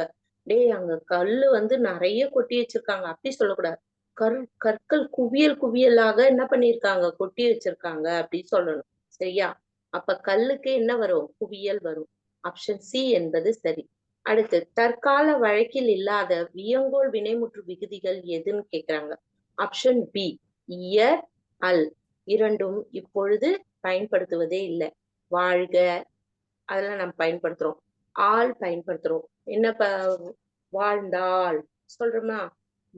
வாழ்த்துதல் அப்படிலாம் சொல்றோம் இல்லையா? அது நம்ம பயன்படுத்துறோம். இப்போ கண் கூட எங்கேயோ ஒரு சில இலக்கியங்கள்ல தமிழாசிரியர்கள் பயன்படுத்திட்டு தான் இருக்காங்க, கண். அடுத்து, ஏ என்பதன் பொருள் என்ன? ஏ என்பதன் பொருள் என்னோடு கூடு, பொருந்து, சேர். இது மூணுமே வரும். அப்ப அனைத்தும் சரி. ஆப்ஷன் டி என்பது சரி. அடுத்து பாருங்க, பின் வருவற்றுள் இறந்த கால வினைமுற்று எதுன்னு கேக்குறாங்க. இறந்த கால வினைமுற்று எது எது? இட்டு, இட்டு, இச்சு, இன்னு. இது வந்தா என்ன சொல்லுவோம்? இறந்த காலம் சொல்லுவோம். அப்ப இதுல வர்ற மாதிரி இருக்கிறது இத்து. இங்கதான் வருது. படித்தான். ஆப்ஷன் ஏ என்பது சரி. இந்த கின்றான் எங்கெங்க வரும்? நிகழ்காலம் வந்ததுன்னா என்னென்ன வரும்? நிகழ்காலத்துக்கு கிரு, கின்று, ஆனின்று வரும். அடுத்து எதிர்காலத்துக்கு எது எது வரும்? இப்பு, இவ்வு, பெரும்பான்மையான இடத்துல இக்கு வரும். அடுத்து எதிர்மறை இடைநிலைன்னு ஒண்ணு பார்த்திருக்கோம் நம்ம. ஆ, அல், இல். இது எதிர்மறை இடைநிலை. இது இங்கே இறந்த கால வினைமுற்று கேக்குறாங்க. படித்தான் என்பது ஆப்ஷன் ஏ என்பது சரி. அடுத்து பாருங்க, தொகை மரபை காண்க. இப்பதான் நம்ம பார்த்தோம் இல்லையா? மக்கள்னா எது சொல்லணும்? கூட்டம். ஆப்ஷன் பி என்பது சரி. ஆக்கு ஆணிரை வரும். ஆடுக்கு மந்தை வரும். குலை, குலை எதுக்கு வரும்? திராட்சை. திராட்சை குலை. திராட்சைக்கு என்ன வரும்? குலை. ஆப்ஷன் பி என்பது சரி. ஒருவரிடம் ஒன்றை வினவுவதாக அமையும் தொடர் எதுன்னு கேக்குறாங்க. ஒன்றை வினவணும், கேட்கணும் நம்ம. அப்ப கேட்பதற்காக வரக்கூடிய தொடர் எப்படி இருக்கும் அப்படின்னா,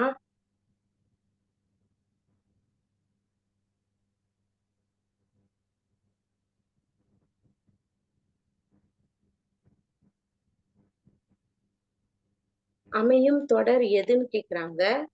வினா தொடர். வினவுவது, வினவுவதுன்னா கேள்வி கேட்கறது.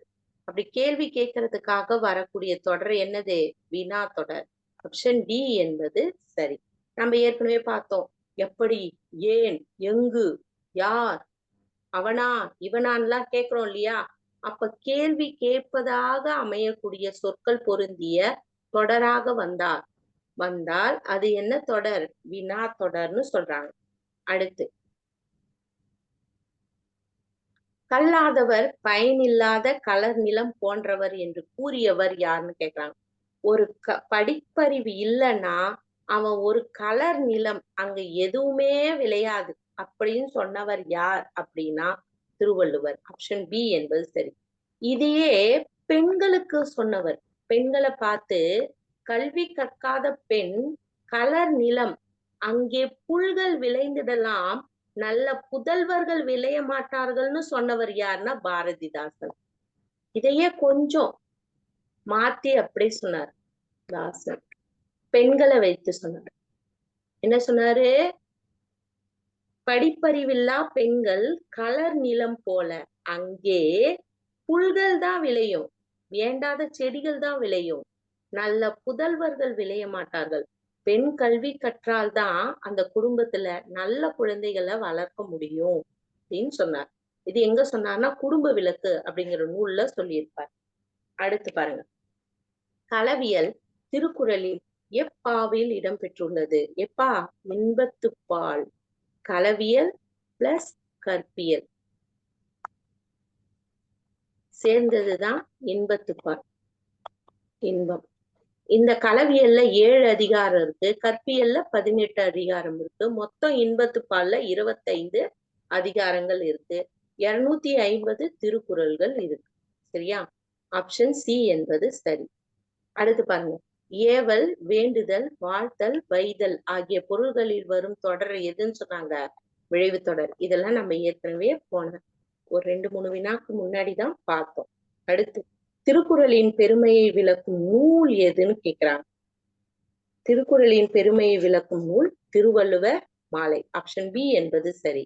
இந்த திருவள்ளுவ மாலையில எத்தனை பாடல்கள் இருக்குன்னா 55 பாடல்கள் இருக்கு. 55 பாடல்கள் இருக்கு. இத மொத்தம் எத்தனை புலவர்கள் பாடி இருப்பாங்கன்னா 53 புலவர்கள் பாடியிருக்காங்க. சரி, 55 பாட்டு இருக்கு, ஆனா 53 பேர் பாடியிருக்காங்கன்னா அப்ப யாரோ 2 பேர் என்ன பண்ணிருப்பாங்க? 2 பாட்டு பாடியிருப்பாங்க இல்லையா? அந்த 2 பாட்டு யார் பாடணும்னா இடைக்காடர்னு ஒருத்தர் இருக்கார். இடைக்காடர். அடுத்து ஔவையார். இவங்க 2 பேரும் எப்படி பாடியிருப்பாங்கன்னா குறள் வெண்பாவுல பாடியிருப்பாங்க. குறட்பா. உங்களுக்கு தெரியும்ல, குறட் வெண்பான்றது என்னது? 2 அடி கொண்டது இல்லையா? வெண்பா பொதுவா எத்தனை அடி வரும்? எத்தனை அடி வரலாம்?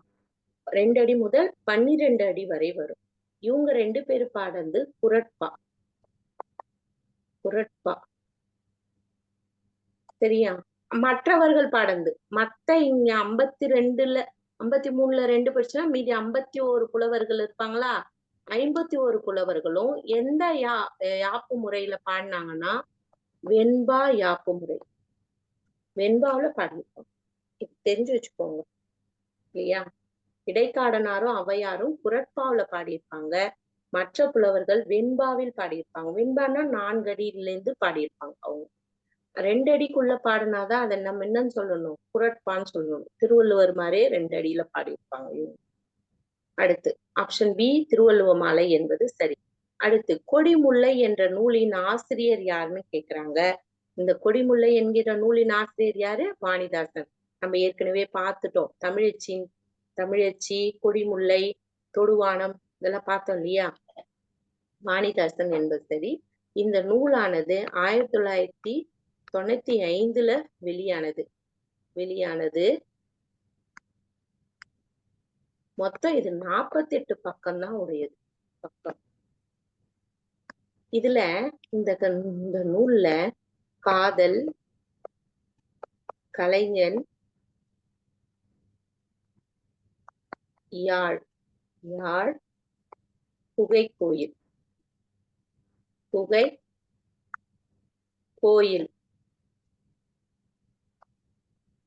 இதெல்லாம் குறிச்சொற்களா இருக்கு. குறிச்சொற்கள் என்ன? சிறப்பு பொருந்திய சொற்களா பயன்படுத்தியிருக்காங்க. சொற்களாக பயின்று வந்துள்ளது. அடுத்து நித்தம் நித்தம் என்ற சொல்லின் பொருள் என்ன? இந்த சொல் என்ன? நித்தம்னா என்ன? நாள் நிமிஷத்துக்கு நிமிஷம், நாளுக்கு நாள் அப்படிங்கிற பொருள் அடுக்கு தொடரா வந்திருக்கு இல்லையா? அப்ப இதோடைய பொருள் என்னவா இருக்கும்? நாள்தோறும் அப்படின்றதுதான் இதோடைய பொருள்.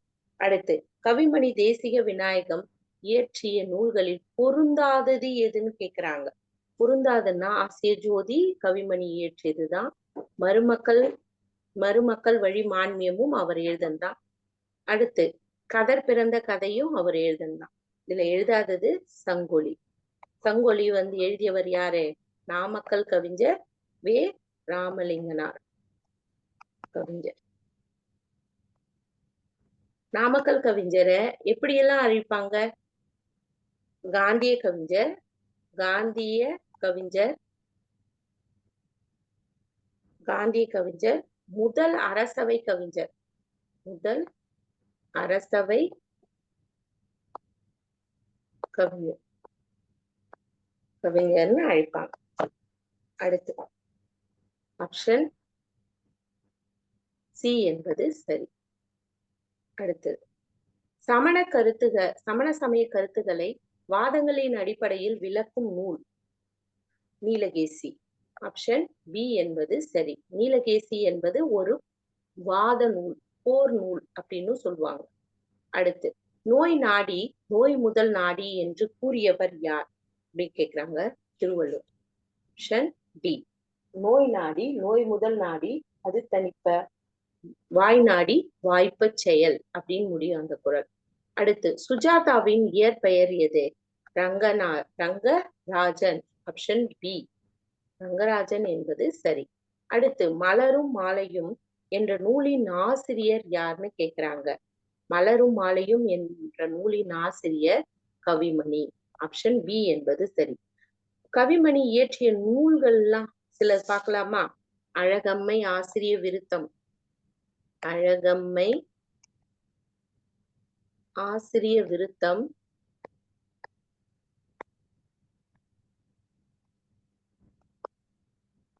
அழகம்மை ஆசிரிய விருத்தம், ஆசிய ஜோதி, மருமக்கள் வழி மான்மியம்,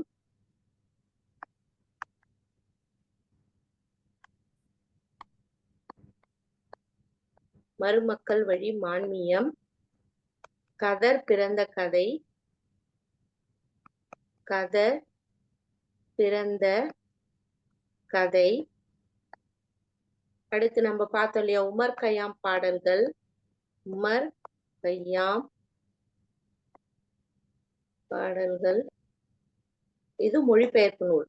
அடுத்து, தேவியின் கீர்த்தனை, கீர்த்தனைகள். அடுத்து, குழந்தை செல்வம்னு ஒரு நூல் எழுதியிருக்காரு. குழந்தை செல்வம் ஒரு நூல் எழுதியிருக்காரு. ஆப்ஷன் பி கவிமணி என்பது சரி. எச்சம் எத்தனை வகைப்படும்? எச்சம் 2 வகைப்படும். ஒண்ணு பெயரெச்சம், இன்னொன்னு வினையெச்சம். இந்த பெயரெச்சமும் வினையெச்சமும் ரெண்டு வகைப்படும். ஒண்ணு தெரிநிலை பெயரெச்சம், ஒன்னொன்னு குறிப்பு பெயரெச்சம். வினையெச்சம் 2 வகைப்படும். தெரிநிலை வினையெச்சம், குறிப்பு வினையெச்சம் என 2 வகைப்படும். அடுத்து, ஆப்ஷன் பி என்பது சரி. பெயரெச்சம் எத்தனை வகைப்படும்? இப்பதான் நம்ம பார்த்தோம் இல்லையா, 2 வகைப்படும். Option B. தெரிநிலை பெயரெச்சம், குறிப்பு பெயரெச்சம். தெரிநிலை பெயரெச்சம்னா என்ன, குறிப்பு பெயரெச்சம்னா என்னன்னா, ஒரு பயனுடைய, அதாவது செய்பவன், கருவி, நிலம், செயல், காலம் அப்படிலாம் நம்ம சொல்லுவோம் இல்லையா, அதுல வெளிப்படையா தெரிஞ்சா அதுக்கு பெயர் என்னன்னா தெரிநிலை பெயர். ஒரு விஷயம் வெளிப்படையா தெரிஞ்சா தெரிநிலை, மறைமுகமா தெரிஞ்சா அதுக்கு பேர் குறிப்பு. பெயரை கொண்டு முடிந்தால் பெயரெச்சம், வினை கொண்டு முடிந்தால் வினையெச்சம். அவ்வளவுதான். இது மட்டும் தெரிஞ்சுக்கிட்டா போதும். பாருங்க, செயலையும் காலத்தையும் வெளிப்படையாக தெரியுமாறு காட்டுவது தெரிநிலை பெயரெச்சம். இப்ப நம்ம சொன்னோம்ல, ஒரு செயல் பிளஸ் அது எந்த காலத்துல நடக்குது, இறந்த காலமா, நிகழ்காலமா, எதிர்காலமா அப்படின்னு 3 காலத்துல ஏதோ ஒரு காலத்தையும் ஒரு செயலையும் காட்டினா அதுக்கு பேர் என்னது? தெர்நிலை பெயரெச்சம். இப்ப காலத்தை குறிப்பால் உணர்த்தனா அது குறிப்பு பெயரெச்சம். அவ்வளவுதான். அடுத்து, செயலையும் காலத்தையும் வெளிப்படையாக தெரியுமாறு காட்டும் வினையெச்சம் என்னவா இருக்கும்? தெரிநிலை வினையெச்சம். தெரிநிலை வினையெச்சம். ஆப்ஷன் சி என்பது சரி. அடுத்து பாருங்க, காலத்தை வெளிப்படையாக காட்டாமல் பண்பினை மட்டும் குறிப்பாக உணர்த்தி வரும் வினையெச்சம் எது? குறிப்பு வினையெச்சம். இப்ப நம்ம சொன்னோம் இல்லையா, பண்பினை மட்டும். பண்புனா எப்படி பாருங்களேன், நல் நன்றாக படித்தான், நன்றாக படித்தான்.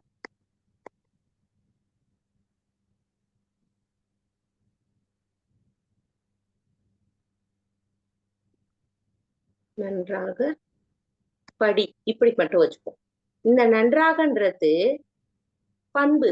நல்லா படி, சரியா படி அப்படின்னு சொல்றது ஒரு பண்பு தானே. அடுத்து படி, இந்த சொல் பாருங்க எச்சமா இருக்குது. முடியல, படித்தான்னு முடியல, வினை முற்றாயிடும் படித்தான் முடிஞ்சா. ஆனா இது எச்சமா நிக்குது. அப்ப நல்லா படிச்சானா, இல்ல நல்லா படிப்பானா, இல்ல நல்லா படிக்கிறானா அப்படின்னு எதையுமே என்ன பண்ணல, முடிக்கல. அப்படி எச்சமாக நிற்கிறது. எதை காட்டுது? காலத்தை வெளிப்படையாமல் காட்டாமல் பண்பை குறிப்பால் உணர்த்துவதால் இது என்ன வினையெச்சம்? குறிப்பு வினையெச்சம். ஆப்ஷன் ஏ என்பது சரி. அடுத்து, கீழ்காணும் சொற்களில் பெயரெச்சம் எது? பெயரெச்சம்னா எப்படி முடியணும்? பெயரெச்சம்னா எப்படி முடியணும்? பெயரெச்சம் பெயரெச்சம் ஆன்னு முடியும். வினையெச்சம் எப்படி முடியணும்? வினையெச்சம்னா ஈ ஊன்னு முடியும். ஓசை கடைசியில ஆன்னு முடியணும். அப்ப பாருங்க, இதுல இத்து கூட்டல் ஊ சவுண்ட் இருக்கு, இதுல இத்து கூட்டல் ஈ சவுண்ட் இருக்கு, இதுலயும் இத்து கூட்டல் ஊ சவுண்ட் இருக்கு. அப்ப இங்க பாருங்க, இத்து கூட்டல் ஆ சவுண்ட் இருக்கு. அப்ப ஆன்னு முடிஞ்சிருக்கு. அப்ப இதுதான் என்னது? பெயரெச்சம். ஆப்ஷன் டி என்பது சரி. இலக்கண குறிப்பு தருக. படித்து முடித்தான், படித்து முடித்தான். பாருங்க, படித்து நம்ம இப்பதானே பார்த்தோம். ஈ ஊ சவுண்ட் வந்தா அது என்னது? வினை எச்சமா இருக்கு. படித்து வினை எச்சம், எச்சமா இருக்கு இல்லையா? முடித்தான் என்பது வினை எச்சம். ஆப்ஷன் சி என்பது சரி. அடுத்து பாருங்க, காக்கை உட்கார பனம்பழம் விழுந்தது போல. அப்ப இது என்ன செயலா இருக்கலாம்? என்ன செயலா இருக்கலாம்? காக்கை உட்காருது, அது உட்கார்ந்த உடனே பனம்பழம் விழும் நம்ம எதிர்பார்க்கல. அப்ப இது என்ன செயல்? தற்செயல் நிகழ்வு.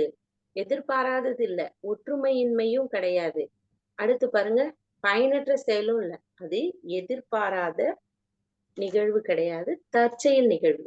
சிலர் என்ன பண்ணுவாங்கன்னா எதிர்பாராததுன்னு போட்டுருவாங்க. அதுமாதிரி போடக்கூடாது. தற்செயலா உட்கார போச்சு, பனம்பழம் விழுந்தது, அது உட்கார்ந்ததாலதான் அது விழுந்தது இல்லையா? அது தற்செயலா நடந்தது, எதிர்பார்க்காம நடந்தது கிடையாது, தற்செயல் நிகழ்வு. அடுத்து பாருங்க, நெல்லிக்காய் மூட்டை கொட்டினார் போல. இந்த கொஸ்டின் வந்து லாஸ்ட் குரூப் 4ல கேட்டது. நெல்லிக்காய் மூட்டை வந்து கொட்டினார் போல. அப்படி கொட்டினா என்ன ஆகும்? ஒற்றுமையின்மை. அதை டக் டக்குன்னு என்ன பண்ண முடியாது, வார முடியாது, உள்ள சிதறி ஓடும். ஒரே இடத்துல கொட்டிக்காது, எங்க பார்த்தாலும் ஓடும். அப்ப ஒற்றுமை இல்லாமல் வருவது. ஆப்ஷன் சி என்பது சரி. என் இனிய இயந்திரா என்ற நூலை எழுதியவர் யார்? பெரும்பாலான அறிவியல் நூல்கள், அறிவியல் புனைக்கதைகள், அறிவியல் கதைகள் எழுதினவர் தமிழ்ல அப்படின்னா யாருன்னா சுஜாதா. சுஜாதா என்கிற ரங்கராஜன். ஆப்ஷன் ஏ என்பது சரி. இந்த இந்த கதை எதை பத்தினதுன்னா அறிவியல் புனைக்கதை. அறிவியல் புனைக்கதை கதை. இது 1980ல ஆனந்த விகடன்ல ஆனந்த விகடன்ல தொடர்ந்து கதையா வந்தது. இதோடைய செகண்ட் பார்ட் ஒண்ணு இருக்கும் இல்லையா, இதோட தொடர்ச்சி. இந்த கதையுடைய செகண்ட் பார்ட் எதுன்னா மீண்டும் ஜீனு. மீண்டும் ஜீனு என்ற பெயர்ல 1987ல ஆனந்த விகடன்ல வந்தது. சரியா? ஆப்ஷன் ஏ சுஜாதா என்பது சரி. அடுத்து பாருங்க, இலக்கண வரலாறு என்ற நூலின் ஆசிரியர் யாருன்னா ஆப்ஷன் ஏ இளங்குமரனார். இந்த நூல் 1988ல இலக்கண வரலாறு இளங்குமரனாரால் எழுதப்பட்டது. அடுத்து பாருங்க, புதிய அறம் பாட வந்த அறிஞர் என்று பாரதியாரை புகழ்ந்தவர் பாரதிதாசன். சரி. செந்தமிழ் தேனி என்று பாரதியார் புகழ்ந்தவர் கவிமணி கிடையாது. யாரு? அதுவும் பாரதிதாசன் தான்.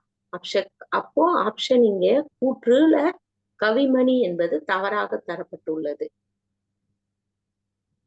இதுக்கு ஆப்ஷன் என்ன வரும்? ஆப்ஷன் 1 சரி, 2 தவறு. ஆப்ஷன் சி என்பது சரி. அடுத்து கூற்று 1. எழுத்துக்கள் அழகுபடுத்துவதற்காக அவற்றின் மேற்பகுதியில் குறுக்கு கோடு இடப்பட்டது. குறுக்கு கோடு, எழுத்துக்கு குறுக்கு கோடு எது எது? இந்த இப்ப கா போடுறோம்னா இந்த குறுக்கு கோடு இருக்கு இல்லையா, இதுதான். அடுத்து எகர வரிசை உயிர்மெய் குறில் எழுத்துக்களை அடுத்து இரு புள்ளிகள் இடப்பட்டால் அவை ஔகார எழுத்துக்களாக மாற்றப்பட்டன. அப்படின்னா என்ன சொல்றாங்கன்னா, ஒண்ணும் கிடையாது. எகர வரிசைனா இப்ப கேன்னு இருக்குன்னு வச்சுக்கோங்களேன், கௌரி எழுதணும். அந்த காலத்துல என்ற எழுத்து எழுதுறதுக்கு அவங்களுக்கு வரல. அப்ப என்ன பண்ணுவாங்கன்னா, இதுக்கு பக்கத்துல இப்படி 2 புள்ளி எழுதிட்டா அதுக்கு பேர் என்ன? கௌ, கௌரி இப்படின்னு அர்த்தம். இப்போ அந்த காலத்துல இந்த இந்த லா என்ற முறையும் கொண்டு வந்தது யாருதான்? நம்ம வீரமாமுனிவர் தான். இந்த புள்ளிய இப்படி இடாம விட்டுட்டாங்கன்னு வச்சுக்கோங்களேன், இப்ப எப்படி படிப்பாங்க? கெரின்னு படிப்பாங்க. அந்த புள்ளிய இட்டு சிலர் அந்த புள்ளி புரியாம போயிடுச்சு அப்படின்னாலும் கெரின்னு தான் படிப்பாங்க. இந்த இந்த முறை அந்த காலத்துல இருந்தது. அதுக்கப்புறம் எழுத்து சீர்திருத்தம் பண்ணி இந்த ஆவ் இப்படி போடுற முறைய கொண்டு வந்தாங்க. சரியா? ஆப்ஷன் ஏ என்பது சரி. இரண்டுமே சரியாக கொடுக்கப்பட்டிருக்கு கூற்று. அடுத்து பொறுத்துக, விலங்குகளின் இளமை பெயர்கள் கேக்குறாங்க. சிங்கம். சிங்கம்னா என்ன, எப்படி கூப்பிடுவோம் நம்ம? சிங்கம். சிங்கம் என்ன சொல்லுவோம்? சிங்கம் குருளை. சிங்க குருளைன்னு சொல்லுவோம். புலின்னா என்ன சொல்லுவோம்? பரல். அடுத்து பசு கன்று, ஆடு குட்டி. அப்போ நேராவே புரிஞ்சிருக்கு. ஆப்ஷன் பி என்பது சரி. அடுத்து பாருங்க, ஒளிமரபு. ஒளிமரபு ஒளிமரபு சிங்கம் என்ன பண்ணும்? முழங்கும். யானை பிளிரும். பசு கதரும். ஆடு கத்தும். அப்போ பாருங்க, 1க்கு ஏ. ஆப்ஷன் டி 3, 4, 1, 2 என்பது சரி. அடுத்து கலன் என்ற சொல்லின் பொருள் யாதுன்னு கேக்குறாங்க.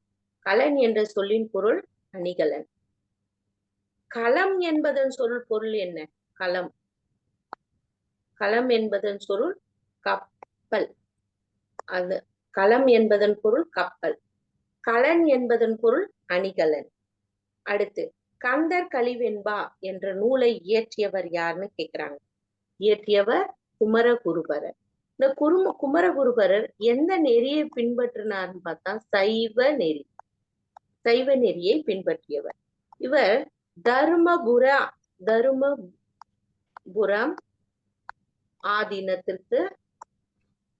ஆதீனத்தை சார்ந்தவர். தர்மபுர ஆதீனம். இவர் எங்க பிறந்தார்னா, பிறப்பு திருவைகுண்டத்துல பிறந்தார். திருவைகுண்டம்.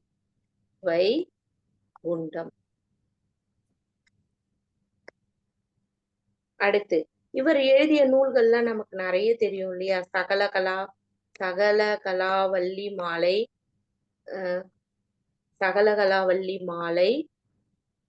மாலை, முத்துக்குமாரசாமி பிள்ளை தமிழ், முத்துக்குமாரசாமி சாமி, பிள்ளை தமிழ். அடுத்து திருவாரூர், நான்மணி மாலை. நான் மணி மாலை போன்ற நூல்களை எழுதியுள்ளார். அடுத்து ஆப்ஷன் ஏ குமரகுருபர் என்பது சரி. நீதி நெறி விளக்கத்தில் கடவுள் வாழ்த்து உட்பட எத்தனை வெண்பாக்கள் உள்ளனன்னா 102 வெண்பாக்கள். ஆப்ஷன் பி என்பது சரி. இந்த நீதி நெறி விளக்கம் எதை பற்றி பேசுனா நிலையாமையை பற்றி பேசும் நூல். நிலையாமையை பற்றி பேசும் நூல் 17ஆம் நூற்றாண்டை சார்ந்தது. இந்த நூல்ல எது பெரும்பாலும் பேசப்பட்டிருக்கக்கூடிய பாடுபொருள்னா துறவிகள் பின்பற்ற வேண்டியவை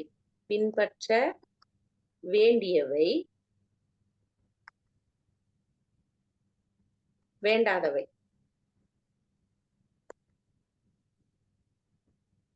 ரெண்ட பத்தி தான் அதிகமா பேசப்படும். அடுத்து பாருங்க, கத்தியை தீட்டாதே உந்தன் புத்தியை தீட்டு என்ற பாடலை பாடியவர் யாரு? ஆலங்குடி சோமு. ஆப்ஷன் பி என்பது சரி. இவர் 1973ல கலைமாமணி விருது வாங்கியிருக்காரு. கலைமாமணி விருது. இவருக்கு பன்முகத்தன்மை இருக்கு பாருங்க. திரைப்பட பாடலாசிரியர், தயாரிப்பாளர்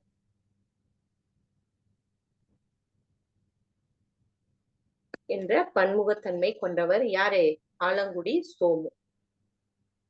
ஆப்ஷன் பி என்பது சரி. ஐக்கிய நாடு அவையில் முதல் பெண் தலைவராக இருந்தவர் யாரு? விஜயலட்சுமி பண்டிட். ஆப்ஷன் பி என்பது சரி. அடுத்து இயற்கை ஓவியம் என்று அழைக்கப்படும் நூல் எதுன்னா இயற்கை ஓவியம் என்று அழைக்கப்படும் நூல் 10 பாட்டு. ஆப்ஷன் பி என்பது சரி. இப்ப நீங்க 8th புக்ல போனீங்கன்னா அந்த நூல்ல திருவிக்காவுடைய லெசன் ஒண்ணு இருக்கும். அதுல பாத்தீங்கன்னா இயற்கை இன்ப களம், இயற்கை வாழ்வில்லம், இயற்கை பரிணாமம், இயற்கை பேரின்பம் அப்படின்னு சொல்லி ஒரு 10-15 நூல் கிட்ட கொடுத்திருப்பாங்க. கண்டிப்பா நம்ம தெரிஞ்சு வச்சுக்கணும். இயற்கை ஓவியம் நான் எப்படி ஞாபகம் வச்சுப்பேன்னா, ஒரு ஓவியம் இயற்கையா ஒரு ஓவியம் பார்க்க போறோம்னா 10 ரூபாய் என்ட்ரன்ஸ் ஃபீஸ் கொடுத்தா உள்ள விட்டுருவாங்க அப்படின்னு ஞாபகம் வச்சுக்கோ. எதையாவது ஒண்ணு பண்ணி எதையாவது ஒண்ணு ஞாபகம் வச்சிருந்துதான் ஆகணும். சரிங்களா? ஆப்ஷன் பி என்பது சரி. இயற்கை இன்ப வாழ்வு நிலையங்கள் பத்தி பேசுது. இயற்கை இன்ப வாழ்வு நிலையங்கள் அப்படின்னு சொன்ன நூல் எது அப்படின்னா சிலப்பதிகாரமும் மணிமேகலையும். ஆப்ஷன் டி பிசி என்பது சரி. இப்ப இதை எப்படி ஞாபகம் வச்சுக்கலாம்? வாழ்வு நிலையங்கள், இயற்கை இன்ப வாழ்வு நிலையங்கள்.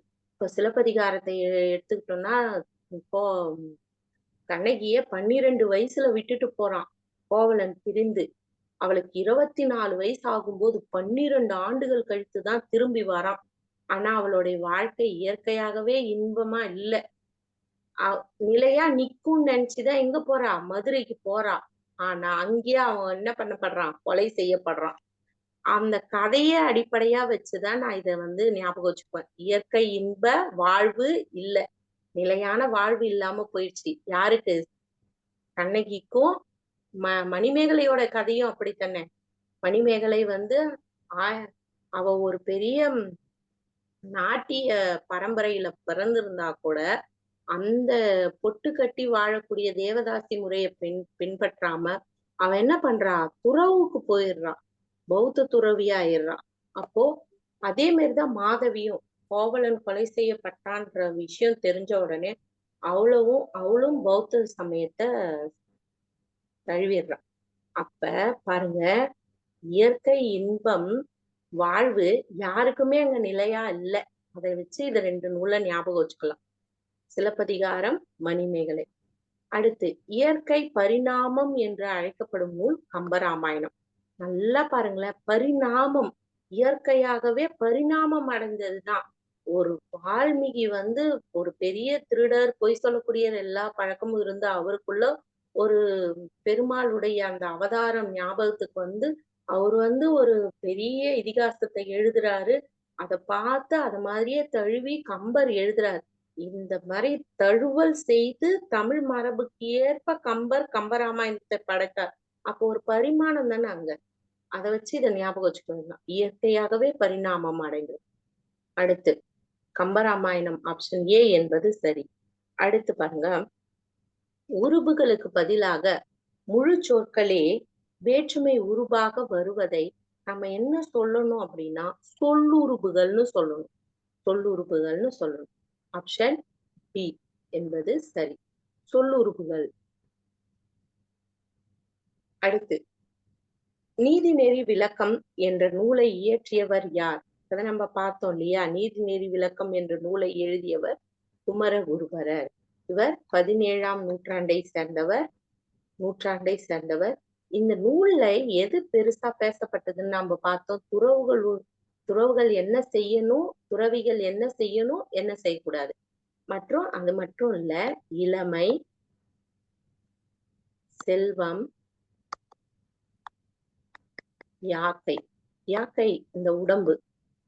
இது எல்லாமே நிலையில்லாதது. அத பத்தியும் இந்த நூல் பேசுது. 102 செய்யுள்கள் கொண்டது. ஆப்ஷன் ஏ என்பது சரி. காமராசர் பதவியை துறந்தார். துறந்தார்னா என்ன பண்றது? அதை விட்டுட்டு போயிடுறாரு. அப்ப விட்டுட்டு வர்றது அப்படின்னா என்னவா இருக்கும்? அழித்தலா இருக்குமா? அழிக்கிறது தான் அழித்தல். ஆக்குறது, ஒண்ணு புதுசா உருவாக்குறது. அடைதல், ஒரு இடத்துல இருந்து இன்னொரு இடத்துக்கு போறது. நீத்தல்னா என்னது? நீக்கிட்டு வர்றது. எனக்கு வேணாம். துறவு மேற்கொள்ள எல்லாரும் என்ன பண்றாங்க? குடும்பத்தை நீக்கி விட்டு செல்றாங்கல்ல, அதுதான் நீத்தல். ஆப்ஷன் டி என்பது சரி. அடுத்து பாருங்க, தயிருக்கு பால் வாங்கினால் என்பது 4ஆம் வேற்றுமையில் எந்த பொருளில் வரும் அப்படின்னா, தயிர். இப்போ ஒரு தயிருக்காக ஒரு பாத்திரத்துல தயிர் செய்யணும்னா என்ன வாங்குவாங்க? பால் வாங்கணும். பால் பாக்கெட் ஒண்ணு வாங்குறோம். எதுக்காக? தயிருக்காக. இது அதுவா மாறுது. அப்ப என்ன வரும்? அதுவாதல். ஆப்ஷன் ஏ என்பது சரி.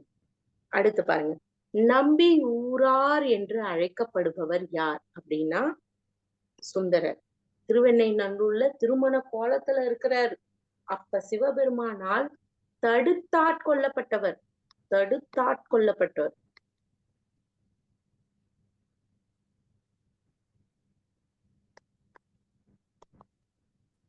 தடுத்தாட்கொள்ளப்பட்டவர் யாரால? சிவனால். சிவனால். சிவனால் தடுத்தாட்கொள்ளப்படுறார். தடுத்தாட்கொள்ளப்பட்டு அவர் என்ன பண்றாரு? வா என்னோடன்னு கைய புடிச்சு இட்டுட்டு போறாரு. போயிட்டு ஒரு சிவன் கோயில்ல விட்டுட்டு காணாம போயிடுறாரு. போயிட்ட உடனே கேக்குறாரு இவரு, நம்பியாரூரர் கேக்குறாரு, ஏன் என்ன இந்த மாதிரி திருமண கோலத்துல இருந்து கூட்டிட்டு வந்த? நீ வாழ்க்கைனா என்னன்னு புரிஞ்சுக்காமலே திருமண கோலத்துல போய் மூழ்க பார்த்த. உன்னை நான் வந்து இறை தொண்டுக்காக நான் என்ன பண்ணிட்டேன்? ஆட்கொண்டு வந்து விட்டேன் அப்படின்னு சொல்றாரு. அப்ப உன்னை நினைச்சு நான் பாடணுமா? ஆமா பாடு, என்னை பார்த்து பாடுன்னும் போது நான் என்னன்னு பாடுறது? எனக்கு பாட முதல் வார்த்தை வரல. அவருக்கும் ஸ்டார்டிங் ட்ரபுள். வரலன்னொடனே இவர் என்ன சொல்றாரு? என்னை நீ என்னெல்லாம் திட்டன? ஆமா திட்டன. என்னன்னு திட்டின? பித்தன்னு திட்டின, பைத்தியக்காரன் திட்டின இல்லையா? அந்த வார்த்தையே முதல் வார்த்தையா வச்சு பாடுன்றாரு. பித்தா பிறை சூடி பெருமானே அருளாலான்னு பாடுறாரு. அப்படி பாடல் மழை பொழியறாரு. திருமுறைகள் பாடி தீர்க்கிறார். சுந்தரர் இயற்றியது 7ஆம் திருமுறை இல்லையா? இறைவனால் தடுத்தாட்கொள்ளப்பட்டவர். இப்பெல்லாம் இறைவன் வர்றதே இல்லை. பாருங்க, நம்பியார் ஊரர் என்று அழைக்கப்படுபவர் யாரு? சுந்தரர். இவருக்கு பெற்றோர் நமக்கு கண்டிப்பா தெரிஞ்சிருக்கணும். ஏன்னா இவர் பிறந்தது ஒருத்தருக்கு பிறந்தாரு. யாருக்குன்னா, சடையினார் இசைஞானியார் அப்படின்றவங்களுக்கு பிறந்தாரு. அந்த திருவெண்ணெய்நல்லூரை ஆட்சி செய்து கொண்டிருந்த அரசன். இவர் பார்க்க ரொம்ப அழகா இருப்பாரு. அதனாலதான் சுந்தரர்னு பேர் வச்சாங்க அவருக்கு. ரொம்ப அழகா இருந்த உடனே அந்த அரசன் என்ன பண்றான்? தன் பிள்ளையா கொண்டு போய் வளர்க்கறான். பெரிய வசதியான வீட்டுல வளர்க்கறாரு. நல்லா கல்யாணம் பண்ணிட்டு இல்வாழ்க்கையில வாழ போறோம் அப்படிங்கிற சமயத்துல சிவபெருமான் என்ன பண்றாரு, வந்து தடுத்தாட்கொண்டு அவரை கூட்டிட்டு போயிடுறாரு. யாருக்கா இருந்தாலும் கோவம் வருந்தானே. திருமண கோலத்துல இருக்கும்போது வந்து தடுத்தான் இல்லையா சுந்தரர். அடுத்தது போலாமா? அடுத்து பாருங்க. திருத்தொண்ட தொகையை முதல் நூலாக கொண்டு சேக்கிழார் இயற்றிய நூல் எதுன்னு கேக்குறாங்க. அவர் இயற்றிய நூல் எது? பெரிய புராணம். பாருங்க, இந்த திருத்தொண்ட தொகையை இயற்றியவர் யாரு?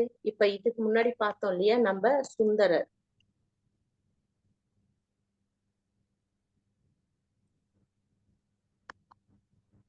இதுல 60 தனியடியார்கள்,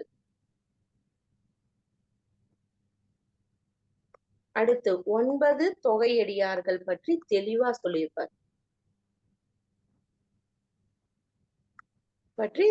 சொல்லியிருப்பார். இந்த நூலை முதல் நூலாக கொண்டுதான் சேக்கிழார் எதை எடுக்கிறாரு? பெரிய புராணத்தை இயற்றியிருப்பார். அடுத்து, தமிழ்நாட்டில் எந்த இடத்தில் முதுமக்கள் தாழிகள் கண்டுபிடிக்கப்பட்டுள்ளன? ஆதிச்சநல்லூர். முதுமக்கள் தாழிகள் கண்டுபிடிக்கப்பட்டது ஆதிச்சநல்லூர். கஞ்ச கருவிகளின் எடுத்துக்காட்டு தருக. கஞ்ச கருவிகள் எது எது? கஞ்ச கருவிகள் எது எதுனா ஜாலரா, சேகண்டி என்பது கஞ்ச கருவிகள். பாருங்க, அதாவது இந்த மாதிரியான இசைக்கருவிகளை இசைக்கணும்னா தகுந்த தகுந்த இலக்கண வரம்பறிந்து எழுதிக்கோங்க. தகுந்த இலக்கண வரம்பறிந்து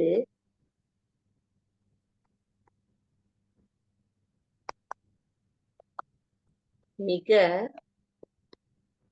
நுணுக்கமாக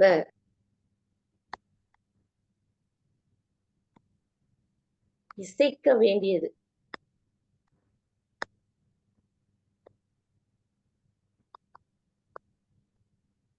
மற்ற கருவிகளாவது எந்தவித பயிற்சி இல்லாம யார் வேணாலும் இசைக்கலாம். ஆனா சாலரா, சேகண்டி என்ற இந்த கருவிகள் எல்லாம் தகுந்த இலக்கண வரம்பறிந்து மிக நுணுக்கமாக இசைக்க வேண்டிய கருவிகள்னு சொல்றாங்க. இந்த கருவிகள் எதால் செய்யப்பட்டிருக்கும்னா வெண்கலம். வெண்கலம் அப்படின்னு சொல்றோம் இல்லையா, வெண்கலம் அல்லது ஐம்பொன். ஐம்பொன் பொன்னால் செய்யப்பட்டிருக்கும். இத பாருங்க, இது மட்டும் இல்ல, இது கூட தாளம், கைமணி,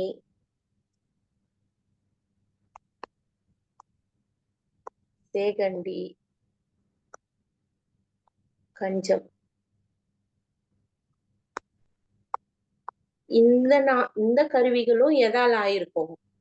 வெண்கலத்தால் செய்யப்பட்டதுதான். சரியா? ஆப்ஷன் ஏ என்பது சரி. மணற்கடிகார வடிவத்தில் அமைந்த இசை கருவி எதுன்னு கேக்குறாங்க. மணற்கடிகாரம். திமிலை என்பது அதன் பொருள். எப்படி இருக்கும்? ஷேப்னா இப்படி இருக்கும், நீட்டா இருக்கும், இப்படி இருக்கும். இங்க கம்பிகளால என்ன பண்ணியிருக்கோம்? கட்டி இருக்கும், இப்படி இருக்கும். இந்த நூல் வந்து அதிகமா கேரளம் பக்கத்துல இருக்கக்கூடிய கேரள நாடு, சேரர்கள் வாழ்ந்த அந்த கேரள நாட்டுல அதிகமான பயன்பாட்டிற்குள்ள கருவி இது. இது என்ன பண்ணுவான்னா மரம் மரம் மரத்துல செய்யப்பட்டு அதுல தோளால் தோளால் என்ன பண்ணிருப்பாங்க, இந்த இடத்துல தோளால கவர் பண்ணிருப்பாங்க. இது ஃபுல்லா மரத்துல இருக்கும். இது பாணி என்றும் அழைப்பர். இத வந்து என்னன்னு சொல்லுவாங்க? பாணி என்றும் அழைப்பர். இந்த திமிலைக்கு வேறு பொருள் என்ன? பாணி. ஆப்ஷன் டி என்பது சரி. சிறப்பு ஈனும் செல்வமும் என்ன வரும் இங்க? இங்க ஈனும் இருக்கு, அப்ப செல்வமும் ஈனும் தான் வரும். சிறப்பீனும் செல்வம் ஈனும் அறத்தினும் பூங்கில்லை உயிர்க்கு.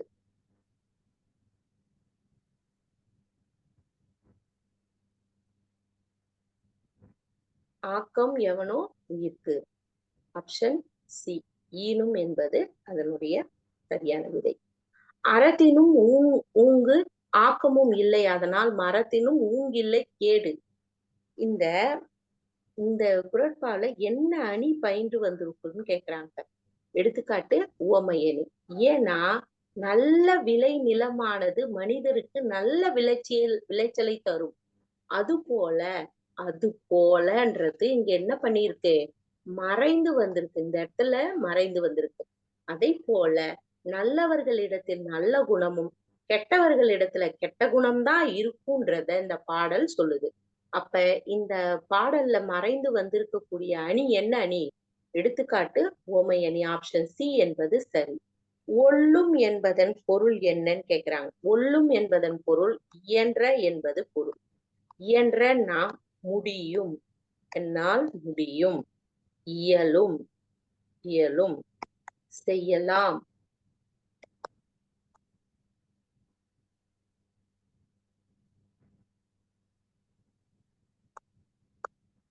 முயற்சி முயற்சி செய்வதை பற்றி கூறும் வார்த்தை தான் இது ஒல்லும். அடுத்து பாருங்க. மனிதனிடம் நீக்க வேண்டிய குணங்களாக வள்ளுவர் குறிப்பிடுவது எதெல்லாம் நீக்கணும்? பொறாமை கண்டிப்பா நீக்கணும், ஆசை கண்டிப்பா நீக்கணும், கோபத்தையும் நீக்கணும், கடுஞ்சொல் கண்டிப்பா நீக்கணும். அப்ப அனைத்தும் சரி என்பதுதான் இதனுடைய விடை.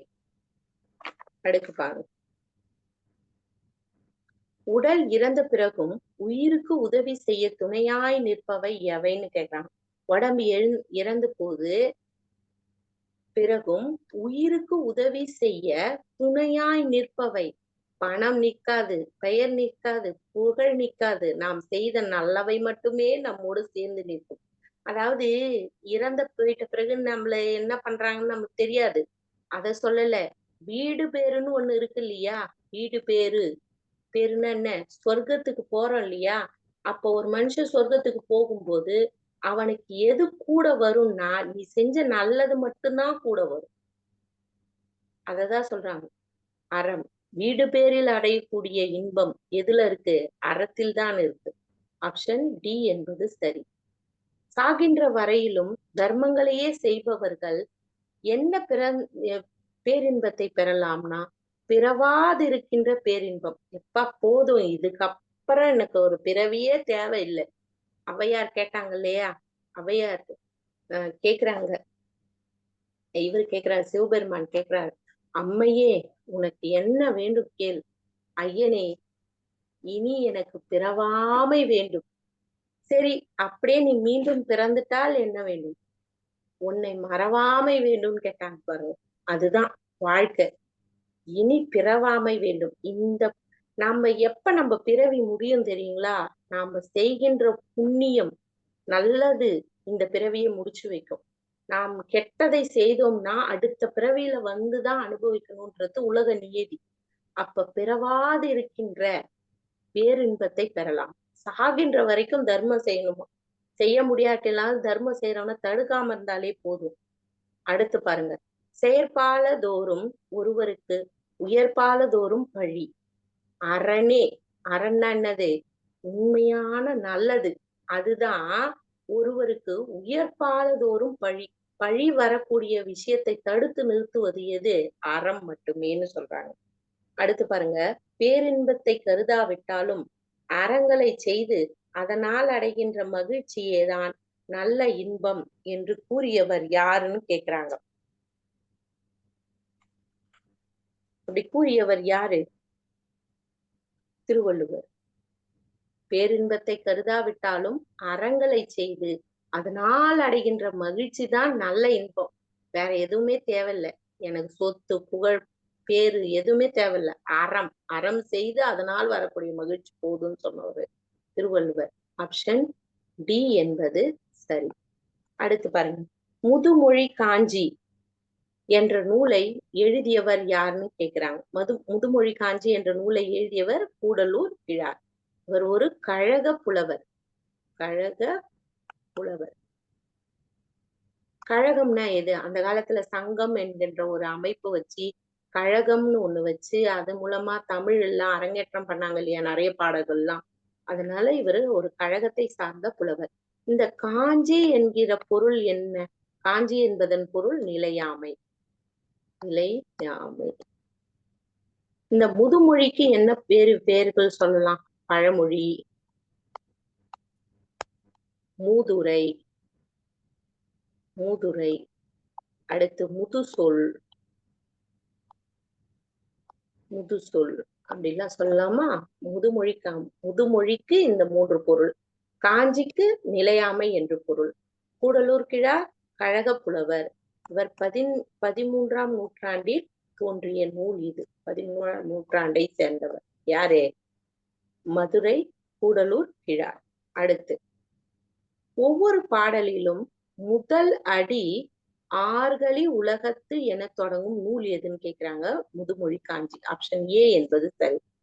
ஆர்களி உலகம் அப்படின்னா என்ன பொருள்னா, கடல் அலைகளை போல், கடல் அலைகள் போல் சத்தம், போல் சத்தம் உடைய உலகம்னு அர்த்தம். ஆர் என்பதன் பொருள், ஆர்னா சத்தம்.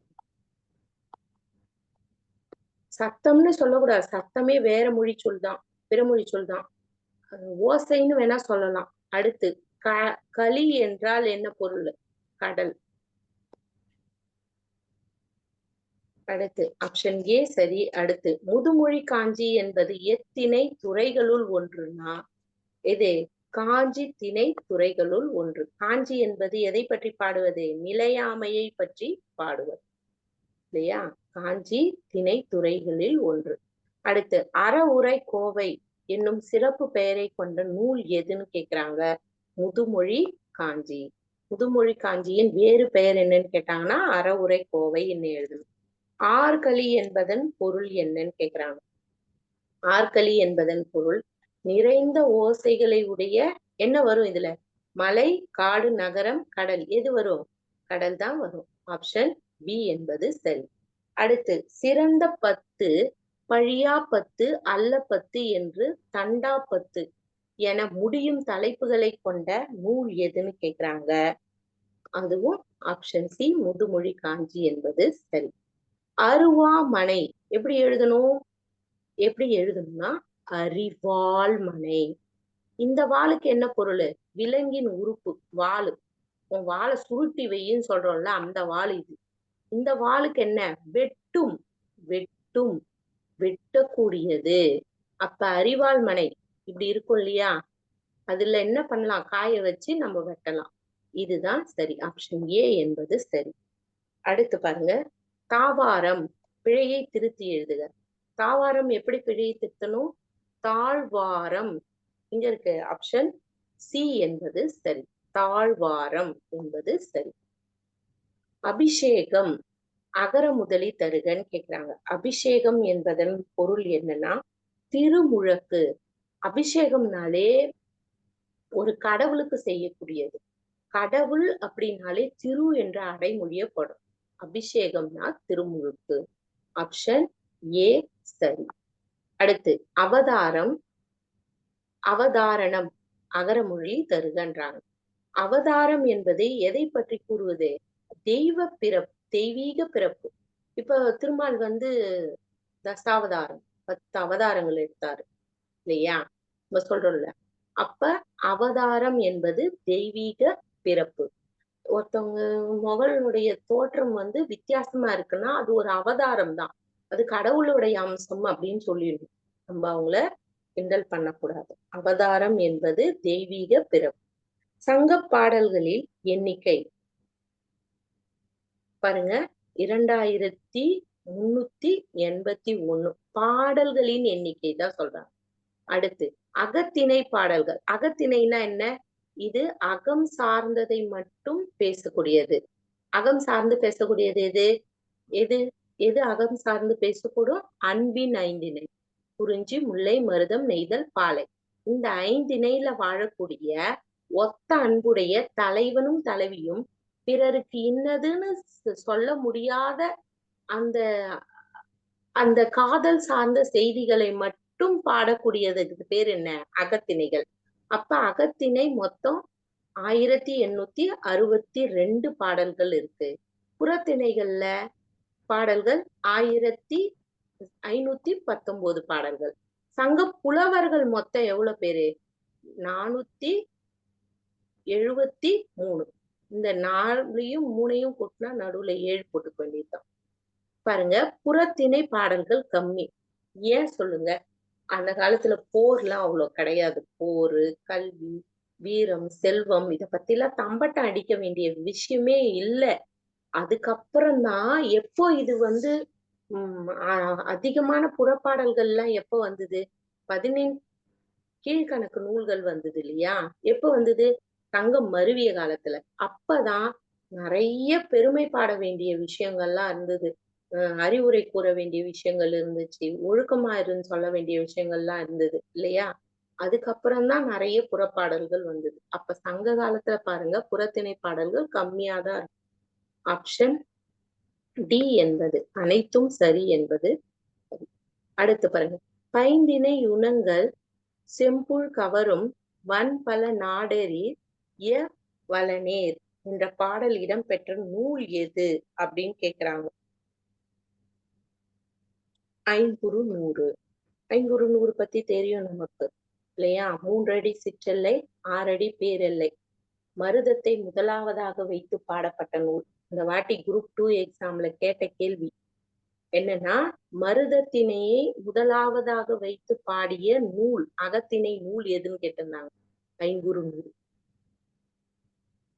அடுத்து பாருங்க, நிலத்தை தோண்டி அதனுள் புகமாட்டார், வானத்தில் ஏற மாட்டார், குறுக்கிடும் பெரிய கடலில் காலால் நடந்து செல்லார், நாடுகள் தோறும் ஊர்கள் தோறும் குடிமுறைகள் தோறும் தேடி பார்த்தால் காணாமல் போவாரோ நம் காதலர் என்று பெண்ணின் புலம்பலை பாடிய பெண்பால் புலவர் யாருன்னு கேக்குறாங்க. பெண்பால் புலவர் யாரு? வெள்ளி வீதியார்.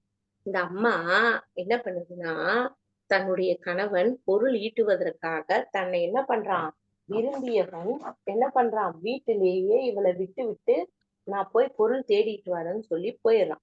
அப்படி போகின்ற சமயத்துல இந்த அம்மா வீட்டுல இல்ல, அவனுடைய ஞாபகம் அதிகமானதால இவங்க என்ன பண்ணிடுறாங்க, அந்த பெண் அந்த அந்த காதலனை தேடி காட்டு வழியா, பாலை நிலத்தின் வழியா எல்லாம் போக ஆரம்பிச்சிடுறாங்க. அப்படி போகும் பொழுது நம்ம புலம்பிக்கிட்டே போவாங்களாம், பாடலா பாடிக்கிட்டே போவாங்க. அப்படி பாடப்பட்ட ஒரு பாடல் தான் இது. வெள்ளி வீதியார் என்கிற பெண்பால் புலவர் பாடியது. இவர் மொத்தம் எத்தனை பாட்டு பாடியிருக்காங்கன்னா, நம்ம 13 பாடல்கள் பாடியுள்ளாங்க. இந்த பாடல் வந்து வெள்ளி வீதியாரை பற்றி 147வது பாடல்ல ஔவையாரும் குறிப்பிட்டிருக்காங்க. ஔவையார் என்ற பெண்பால் புலவர் என்ன பண்றாங்கன்னா, வெள்ளி வீதியார் தேடிட்டு போன மாதிரி நானும் போகல அப்படின்னு ஒரு பெண்பால் புலவரை இன்னொரு பெண்பால் புலவர் குறிப்பால் பாடல் எழுதியிருக்காங்க. அந்த பாட்டு வந்து 143வது பாடல். சரியா? அடுத்து பாருங்க, ஓரையாடுதல் என்பதன் பொருள் என்னன்னு கேக்குறாங்க. ஓரையாடுதல்னா என்னன்னா, இது வந்து ஒரு விளையாட்டு. யாரெல்லாம் விளையாடுவாங்க அப்படின்னு பாத்தீங்கன்னா, மகளிர் விளையாடும் விளையாட்டு. மகளிர் பெண்கள் விளையாடக்கூடிய விளையாட்டு. ஓரை அப்படின்னா என்ன அர்த்தம்? ஒலி எழுப்புதல். ஒலி ஒலி எழுப்பிக்கிட்டே விளையாடுறது. ஓரைன்னா ஒலின்னு அர்த்தம். சரியா? அப்ப இது விளையாடுதல் என்பதுதான் பொருள். ஓரை ஆடுதல்னு கேக்குறாங்க. அப்ப சவுண்ட் போட்டுக்கிட்டே என்ன பண்ணுவாங்க, விளையாடுவாங்க. இதுதான் இதோட ஆன்சர். நம்ம ஓரைன்னொன்னே ஒலின்னா ஒலி எழுப்புதல்னு போடக்கூடாது. ஆப்ஷன் சி என்பது சரி. இந்த விளையாட்டு எங்கெல்லாம் விளையாடுவாங்க தெரியுமா? பெரும்பாலும் மணல்ல விளையாடுற விளையாட்டு. மணல் விளையாட்டு. இப்போ எங்கெல்லாம் விளையாடலாம்? கடற்கரை ஓரத்துல, அப்புறம் ஆற்றோடைய மணல்ல, இல்ல குளத்து கரையில, இந்த மாதிரி வீட்டு எதிர்க்க மணல் கொட்டி வச்சிருப்பாங்க இல்லையா? நடக்கிற பாதையில, அந்த மாதிரி இடத்துலதான் உட்கார்ந்து இவங்க எல்லாம் விளையாடுவாங்க. அந்த விளையாட்டுக்கு பேரு ஓரையாடுதல் என்று பெயர். அடுத்து பாருங்க, யாண்டு பல வாக நரையிலும் ஆகுதல், யாங்கு ஆகியர் என வினவுதீர் ஆயின் என்ற பாடலை பாடியவர் யாருன்னா பிசிராந்தையார். Option B. இங்க என்ன சொல்றாருன்னா, ஒருத்தவங்க கேக்குறாங்க, இவ்ளோ வயசாயிடுச்சு, உங்க தலை ஏன் இன்னும் நரைக்கலன்னு பிசிராந்தையரை பார்த்து ஒருத்தவங்க கேக்குறாங்க. கேட்கும்போது அவர் சொல்றாரு, நான் என் தலை ஏன் நரைக்கல தெரியுமா? என் நாட்டுல செல்வம் மிகுந்த அரசன் இருக்கான். அவன் யாரையும் துன்புறுத்த மாட்டான். கேட்ட பொருளை கேட்டவருக்கு தருவான். என் நாடு ரொம்ப செழிப்பான நாடு. அதனால நான் கவலை இல்லாம இருக்கேன். அதனால எனக்கு நரைக்கல அப்படின்னு சொல்லுவாங்க. அப்ப பாருங்க, ஒரு மனுஷனுக்கு மகிழ்ச்சி இருந்தா அவனுடைய தலைமுடி கூட நரைக்காதுன்றது ஒரு இது சொல்லியிருக்காங்கல்ல, டென்ஷனா இருந்தீங்கன்னா அதிகமா முடி நரைக்கும். அததான் இதுல அழகா காட்டுறாரு பாருங்க. இத எப்படி ஞாபகம் வச்சுக்கலாம் தெரியுமா? நரையில பிசிராந்தையாருடைய தலை பிசு பிசுன்னு நரைக்காம இருக்கு அப்படின்னு ஞாபகம் வச்சுக்கோங்க இந்த பாட்டு பார்க்கும்போது. சரியா? ஆப்ஷன் பி என்பது சரி. அடுத்து பாருங்க, பல் பண்டம் பகிர்ந்து வீசும் தொல் கொண்டி துவங்கு இருக்கை எனவா வணிகர்களின் நேர்மையை பற்றி பாடும் நூல் என்ன நூல் அப்படின்னா பட்டினப்பாலை. பட்டினப்பாலை. பட்டினப்பாலை பத்தி நம்மளுக்கு தெரியும். 10 பாட்டு நூல்களுள் ஒன்று. அதிகமாக வியாபாரிகள் வணிகர்களை பற்றி சிறப்புகளை பேசக்கூடிய நூல் இது இல்லையா? கற்றார் முன் கல்வி உரைத்தல் மிக இனிதே, மிக்காரை சேர்தல் மிக மான முன் இனிதே, எல் துணை ஆயினும் இரவாது தான் ஈதல், எத்துணையும் ஆற்றல் இனிது. இனிது இனிதுன்னு வந்தாலே என்ன நூலா இருக்கும்? இனியவை 40. இனியவை 40. இனியவை 40 இயற்றியவர் யாரு? பூதஞ்சேந்தனார். பூதன் சேந்தனார். சேந்தனார். இந்த நூல்ல மொத்தம் எத்தனை பாடல் இருக்கு? 40 பாடல்கள் இருக்கு. இவரை என்ன சொல்லுவாங்க? மதுரை தமிழாசிரியர் மகனார். அப்படின்னா மதுரையுடைய தமிழே தமிழுக்கு இவர், தமிழ் அப்படிங்கிற பெண்ணுக்கு இவர் மகன். தமிழ்ன்றது பெண் இல்ல, தமிழ் என்பவள் தமிழ் தாயுடைய மகன் அப்படின்னு பெருமைப்பட சொல்லுவாங்க இவரை. மணிமேகலையில் விழாவரை காதை முதல் பவத்தரம் அருகென பாவை நோற்ற காதையிராக 30 காதைகளை உடையது. சிலப்பதிகாரமும் மணிமேகலையும் ஒரே காதை அமைப்பு தான். இதுவும் 30 இருக்கும், இதுவும் 30 இருக்கும். ஆனா மணிமேகலையில என்ன கிடையாது? காண்ட பிரிவு கிடையாது. ஆனா சிலப்பதிகாரத்துல என்ன உண்டு? காண்ட பிரிவுகள் உண்டு இல்லையா? புகார் காண்டம் எத்தனை காதைகளை உடையது? 13. சரி. புகார் காண்டம் 10 காதைகள். வஞ்சி காண்டம் 7 காதைகள். மதுரை காண்டம் 13 காதைகள். அப்ப காண்ட முறை உண்டு. 3 காண்டம் 30 காதைகள். அடுத்து பாருங்க, 5 சருக்கங்களையும் 320 பாடல்களையும் கொண்டு சமண காப்பியம் கொண்ட சமண காப்பியம் எதுன்னு கேக்குறாங்க. எது? யசோதர காவியம். ஐஞ்சிறுகாப்பியத்தில் ஒன்று. யசோதரனுடைய வாழ்க்கையை பற்றி பேசக்கூடியது. அடுத்து பாருங்க, திருமங்கையாழ்வார் பாடிய பாடல்களில் சரியானவற்றை கூறுக. எதெல்லாம் பாடியிருக்காருன்னா, பெரிய திருமொழி பாடியிருக்காரு, திருக்குறுந்தாண்டகம் பாடியிருக்காரு, திருநெடுந்தாண்டகம் பாடியிருக்காரு, திருவெழு கூற்றிருக்கை பாடியிருக்காரு, அதே போல சிறிய திருமடல், பெரிய திருமடல். அப்ப அனைத்தும் சரி. ஆப்ஷன் டி என்பது சரி. அடுத்து பாருங்க, திருவிருத்தம், திருவாசிரியம், பெரிய திருவந்தாதி, திருவாய்மொழி. இந்த கொஸ்டின் கேட்டாங்க போன குரூப் 4ல. திருவாய்மொழி ஆகிய 4 நூல்களை பாடிய ஆழ்வார் யாருன்னு கேக்குறாங்க. நம்மாழ்வார் என்பது சரி. Option D. அடுத்து, அம்மானை, கார், ஊசல், கைக்கிளை, புயவகுப்பு முதலான 18 உறுப்புகள்னு வந்தாலே எது? கலம்பகம். கலம்பகத்தை எப்படி பிரிப்போம்? களம் கூட்டல் பகம். களம்னா என்னது? 12. பகம்னா 6. ரெண்டையும் சேர்த்தா கலம்பகம். 18 உறுப்புகள். உறுப்புகள் கொண்டு பாடப்படுவது. இங்க பாருங்களேன், கலம்பகம் எந்த இலக்கியத்துல ஒண்ணு? சிற்றிலக்கியத்துல ஒண்ணு. சிற்றிலக்கியம்.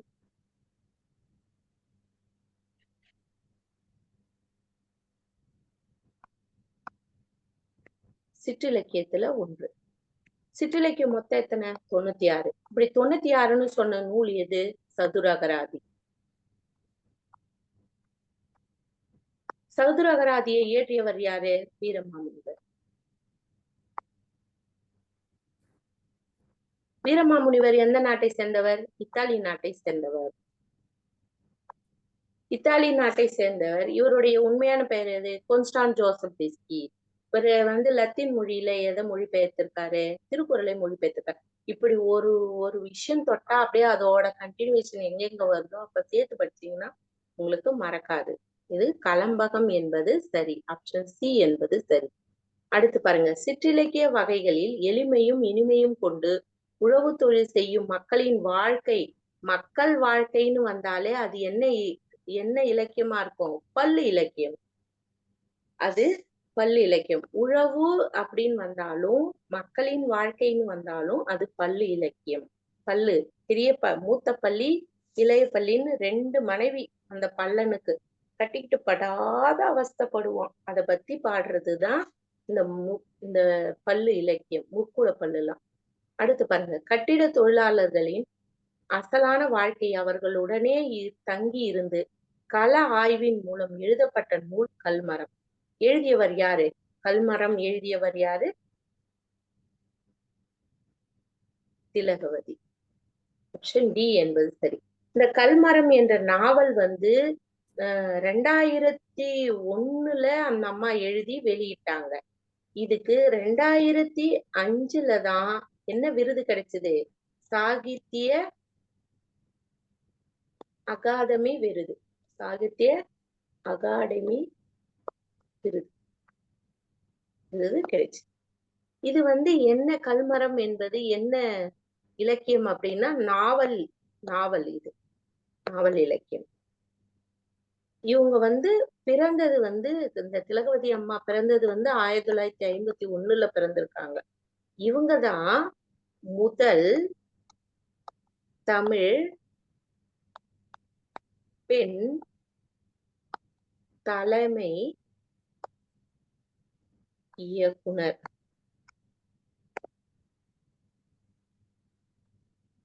எதுல? காவல்துறையில. முதல் தமிழ் பெண் காவல் இயக்குனர். தெரிஞ்சுக்கோங்க, தமிழகத்துல பணிபுரிந்திருக்காங்க. அடுத்து, இந்த கல்மரம் என்ற நாவல் சாகித்ய அகாடமி விருது பெற்ற ஆண்டு 2005. ஆனா இந்த நூல் வெளிவந்த ஆண்டு 2001. அசோகமித்திரனின் இயற்பெயர் யாதுன்னு கேக்குறாங்க. அசோகமித்திரனின் இயற்பெயர் தியாகராஜன். ஆப்ஷன் ஏ என்பது சரி. அசோகமித்திரன் எப்ப பிறந்தாரு? 22/9/1931 பிறந்திருக்காரு. சுதந்திரத்துக்கு முன்னாடியே பிறந்தவர் இவர். அடுத்து, அப்பாவின் சிநேகிதர் என்னும் சிறுகதை தொகுப்பிற்காக சாகித்ய அகாடமி விருது எந்த ஆண்டு யாருக்கு வழங்கப்பட்டதுன்னு கேக்குறாங்க. 1996 அசோகமித்திரனுக்கு வழங்கப்பட்டது. அசோகமித்திரன் அப்பாவின் சிநேகிதர். அசோக் அப்படின்னு ஒரு படம் இருக்குல்ல, ஞாபகம் வச்சுக்கோங்க இந்த படத்தை. அப்பாவோட சிநேகிதர் அசோக், இந்த நாளை குறிச்சு வச்சுக்கோ அப்படின்னு சொல்லுவான்ல, அதை ஞாபகம் வச்சுக்கோங்க. அப்பாவோட சிநேகிதர் யாருன்னா அசோக். மித்திரன் நாளும் என்னது? தோழன் அர்த்தம். பேர் எவ்வளவு அருமையா இருப்பாங்க, மித்திரன். தியாகராஜன் என்கிற தன்னுடைய இயல்பான பெயரை அசோகமித்திரன் என்று மாற்றிக்கொண்டவர். ஆப்ஷன் டி என்பது சரி. மாணவர்களே, இதோட நம்ம எத்தனை வினாத்தாள் பார்த்திருக்கோம்னா 5 வினாத்தாள் தேர்வு எழுதியிருக்கீங்க. 5 வினாத்தாளுக்கான வீடியோவும் போட்டாச்சு. சரிங்களா? இப்ப நீங்க நான் குறிப்பிட்ட சில விஷயங்கள் எல்லாம் நீங்க என்ன பண்ணுங்க, அழகா இந்த கொஸ்டின் பேப்பர் பிரிண்ட்லயே எழுதி வச்சுக்கோங்க. கடைசியா தேர்வுக்கு போகும்போது இந்த 20 டெஸ்ட் முடிச்சுட்டு போகும்போது இது உங்களுக்கு ரிவிஷனுக்கு நல்லா கை கொடுக்கும். இனி வரும் காலகட்டத்துல உங்களுக்கு கொஞ்சம் வினாத்தாள் கொஞ்சம் கடுமையான்றது ரொம்ப கடுமையா இல்ல. அந்த வினாத்தாள் பார்த்தா உங்களால டிஎன்பிசில எந்த எக்ஸாமும் அட்டன் பண்ண முடியிற அளவுக்கு நாங்க என்ன பண்ணுவோம், வெளியிடுவோம். சரிங்களா? நன்றி.